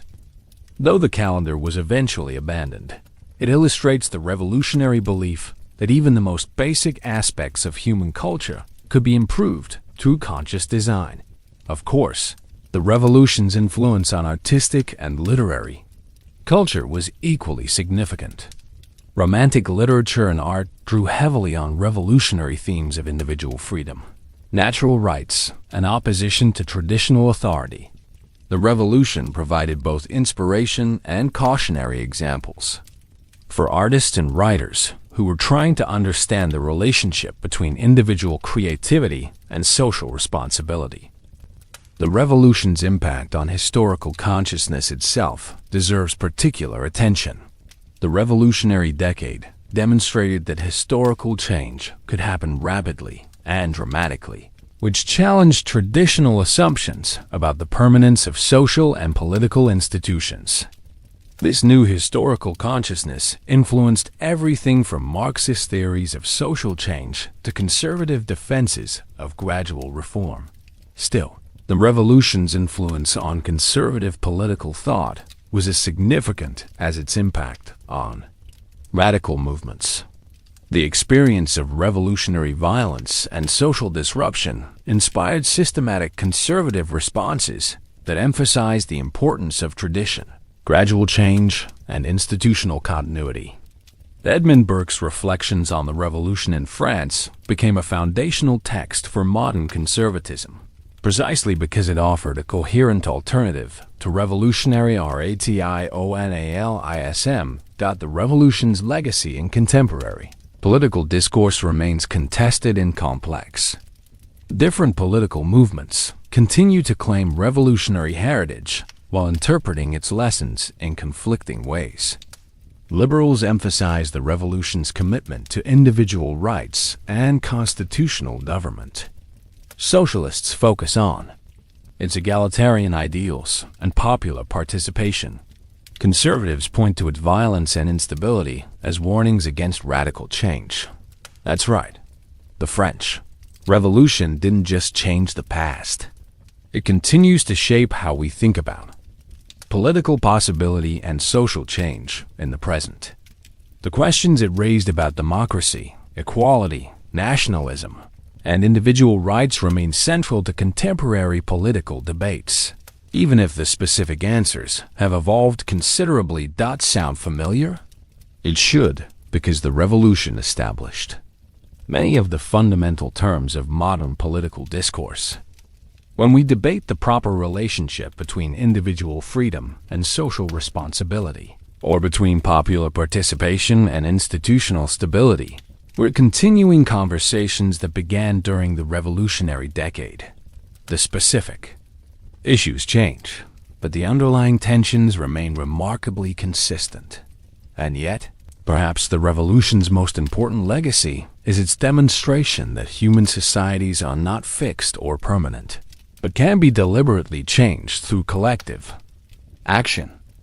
This insight has inspired both democratic reforms and totalitarian revolutions, social progress, and political catastrophe. The revolution showed that change was possible, but it didn't resolve the question of what kinds of change are desirable, or how they should be pursued.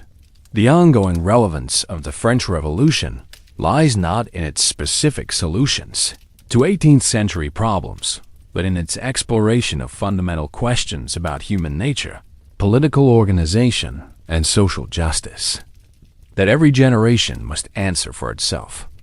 The revolutionary's successes and failures provide valuable lessons, but they don't provide simple formulas for contemporary political action.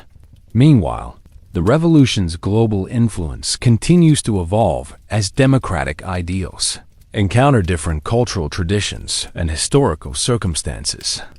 The principles of popular sovereignty and individual rights that seemed so radical in 1789 have become widely accepted, at least in theory, but their practical implementation remains contested and incomplete across much of the world. So after all this analysis of survival strategies, political dynamics, and historical consequences, let's get down to the fundamental question that probably brought you here in the first place. What would have actually happened to you if you had been living in France during the revolutionary decade? And more importantly, what could you have done to maximize your chances of keeping your head attached to your shoulders while this entire civilization was busy tearing itself apart? Let's be honest about the most important factor in revolutionary survival: pure dumb luck. You could make all the right political choices, demonstrate perfect revolutionary enthusiasm, and maintain impeccable social connections, and still end up dead because someone with a personal grudge decided to denounce you as a counter-revolutionary. Conversely, you could be an obviously guilty royalist conspirator and survive because the local authorities were incompetent or because more important targets distracted attention from your activities. To be fair, this element of randomness wasn't unique to the French Revolution. Most periods of political upheaval involve considerable uncertainty, where rational decision-making provides only limited protection against hostile circumstances. But the revolutionary decade was particularly brutal in its combination of ideological extremism and administrative chaos, which created an environment where survival often depended more on chance than on merit. Still, understanding the patterns we've discussed throughout this story could have improved your odds significantly, even if it couldn't guarantee your safety. The key insight is that revolutionary politics created new rules for social behavior that were often very different from traditional norms, and people who learned these new rules quickly generally fared better than those who clung to old ways of thinking and acting. If you had been born into the nobility, your survival strategy would have depended heavily on your family's specific circumstances and your personal adaptability. Emigration was probably the safest option if you had the resources and connections to establish yourself abroad, but it meant abandoning everything you had known and accepting permanent exile from your homeland. Meanwhile, nobles who stayed in France faced the challenge of demonstrating revolutionary patriotism while maintaining enough dignity to preserve their self-respect. Some succeeded by genuinely embracing revolutionary principles and using their education and administrative experience to serve the new regime. Others maintained a low profile and hoped to avoid attention until the political climate stabilized. Of course, the timing of your political choices would have been crucial. Supporting constitutional monarchy in 1790 was patriotic. The same position in 1793 was potentially treasonous. Learning to read these political shifts and adapt your public positions accordingly was essential for survival, though it required a level of political sophistication that not everyone possessed. If you had been born into the clergy, your survival would have depended largely on your willingness to take the constitutional oath and adapt to the civil constitution of the clergy. Constitutional priests who demonstrated revolutionary enthusiasm generally survived the early phases of the revolution, though even they faced danger during the de-Christianization campaign. Refractory priests who refused the oath faced much more difficult choices. Some went into hiding and maintained clandestine religious services, which was dangerous but allowed them to preserve their religious convictions. Others fled the country and joined émigré communities abroad. A few tried to find middle ground by retiring from active ministry while avoiding open opposition to revolutionary policies. And yet, even constitutional priests had to navigate the changing religious policies of different revolutionary phases. What was acceptable behavior under the moderate phase of the revolution could become suspicious during the terror, and priests who had initially supported revolutionary changes sometimes found themselves under attack for insufficient enthusiasm or hidden counter-revolutionary sympathies. If you had been born into the bourgeoisie, the educated middle class that largely led the revolution, your survival prospects would have been relatively good, but you still would have faced significant challenges. The revolutionary leadership came primarily from this social group, which provided some protection, but it also meant that factional conflicts within the revolutionary movement could be deadly. The key for middle class survival was demonstrating useful skills while avoiding factional politics. Lawyers, doctors, engineers, and administrators who could contribute to governmental or military functions were generally protected, even if their political reliability was questionable. The revolution needed competent people to run the country, and practical necessity sometimes trumped ideological purity. Still, even useful professionals had to be careful about their political associations and public statements. Supporting the wrong revolutionary faction or criticizing popular policies could lead to denunciation and arrest, regardless of your practical value to the regime. The safest strategy was probably to focus on technical competence while avoiding controversial political positions.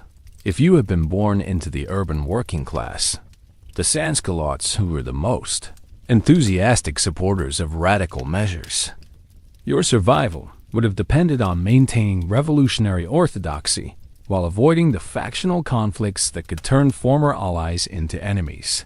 Working class Revolutionaries generally had good protection during the radical phase of the revolution, but they also faced economic hardship from the disruptions caused by revolutionary policies. Price controls created shortages, requisitions disrupted normal trade, and the constant political upheaval made economic planning difficult. Meanwhile, working-class political involvement could become dangerous if you supported radical positions that conflicted with official policy. The enrages and other ultra-radical factions were suppressed by the Jacobin government despite their fights. Revolutionary credentials, showing that even being more revolutionary than the official revolution could be considered counter-revolutionary. If you have been born into the peasantry, the vast majority of the French population, your survival would have varied enormously depending on your region and your attitude toward revolutionary policies. Peasants in areas that remained loyal to the revolution generally benefited from the abolition of feudalism and land redistribution, while those in rebellious regions faced military repression. The religious schism created by the civil constitution of the clergy was particularly important for rural survival. Peasant communities that accepted constitutional priests generally had better relationships with revolutionary authorities, while those that remained loyal to refractory clergy faced suspicion and potential persecution. Of course, peasant survival also depended heavily on local conditions that were often beyond individual control. Military campaigns, requisitions of food and supplies, and conflicts between different armed factions could devastate rural communities, regardless of their political loyalties. For women in any social class, survival strategies were complicated by exclusion from formal political participation, combined with important roles in revolutionary crowd actions and daily economic life. Women couldn't vote or hold office, but they could participate in political demonstrations, join patriotic societies, and influence revolutionary politics through informal channels. The safest strategy for women was probably to demonstrate revolutionary enthusiasm through acceptable channels, participating in patriotic festivals, supporting revolutionary policies in their local communities, and avoiding activities that could be interpreted as counter-revolutionary. Women who became too prominent in formal politics faced the same dangers as male political leaders. Still, women's exclusion from formal politics provided some protection against factional conflicts that were deadly for male revolutionaries. Female political activists were often viewed as misguided rather than treasonous, which could provide some insulation from the most extreme forms of revolutionary violence. Meanwhile, geographic mobility would have been one of your most important survival tools if you had the resources and opportunities to use it. People who could move to safer areas when their local political climate became dangerous had much better survival chances than those who were stuck in hostile environments. Paris was simultaneously the most dangerous and the most opportunity-rich location during the revolutionary decade. Political violence was most intense in the capital, but advancement opportunities were also greatest for people who could successfully navigate revolutionary politics. Provincial cities were generally safer, but offered fewer chances for dramatic social mobility. Rural areas varied enormously in their safety depending on local political dynamics, military campaigns, and religious conflicts. Some regions remained relatively peaceful throughout the revolutionary decade, while others experienced devastating violence that decimated entire communities. The ability to read political climates accurately would have been perhaps your most crucial survival skill. This meant understanding not just formal political developments, but also local opinion, factional conflicts, and the personal rivalries that often determined who lived and who died during the terror. People who developed networks of informants, maintained multiple political connections, and stayed alert to changing circumstances generally had better survival prospects than those who relied on single sources of information or maintained rigid political positions, regardless of changing conditions. Of course, even perfect political intelligence couldn't guarantee survival during the most chaotic periods of the revolution. The system became so paranoid and unpredictable during the Great Terror that even Robespierre himself couldn't accurately assess his own safety. Sometimes the best survival strategy was simply to avoid attention and hope that more prominent targets would distract the authorities. That's right. If you had lived through the French Revolution, your survival would have depended on a combination of social intelligence, political adaptability, useful skills, geographic mobility, and considerable luck. It wasn't really about moral character or ideological commitment. Though those could matter in specific circumstances. Sound familiar? It should, because these survival principles apply to most periods of political upheaval throughout history. The specific circumstances change, but the underlying dynamics of how individuals navigate revolutionary situations remain remarkably consistent across different times and places. And yet, perhaps the most important lesson from this entire exploration is that political stability and social order are much more fragile than they appear during normal times. The French Revolution demonstrated that even well-established civilizations can collapse rapidly when the right combination of pressures creates systemic breakdown. The people who lived through the French Revolution weren't fundamentally different from us. They were ordinary human beings trying to protect their families, maintain their livelihoods, and make sense of rapidly changing circumstances. Their successes and failures provide valuable lessons about human nature under extreme stress, but they don't provide simple formulas for contemporary political action. Meanwhile, the revolution's ultimate legacy might be its demonstration that human societies are not fixed or permanent, but can be deliberately changed through collective action. This insight has inspired both democratic progress and totalitarian horror, social reform and political catastrophe. The revolution showed that change was possible, but it didn't resolve the fundamental questions about what kinds of change are desirable or how they should be pursued. Still, understanding the French Revolution helps us recognize similar patterns in our own time and prepares us to navigate the kinds of political and social disruptions that seem increasingly likely in our current global environment. The specific challenges we face are different from those confronted by 18th century French people, but the underlying human dynamics remain remarkably consistent. So there you have it, the complete story of the French Revolution from its origins in governmental dysfunction and social inequality to its conclusion in military dictatorship and imperial expansion. It's a tale that reveals both the best and worst of human nature, the possibilities and dangers of political change, and the complex relationships between individual choices and historical forces. Whether you could have survived the French Revolution would have depended on factors both within and beyond your control. But understanding how other people navigated similar challenges provides valuable preparation for whatever political and social upheavals the future might bring.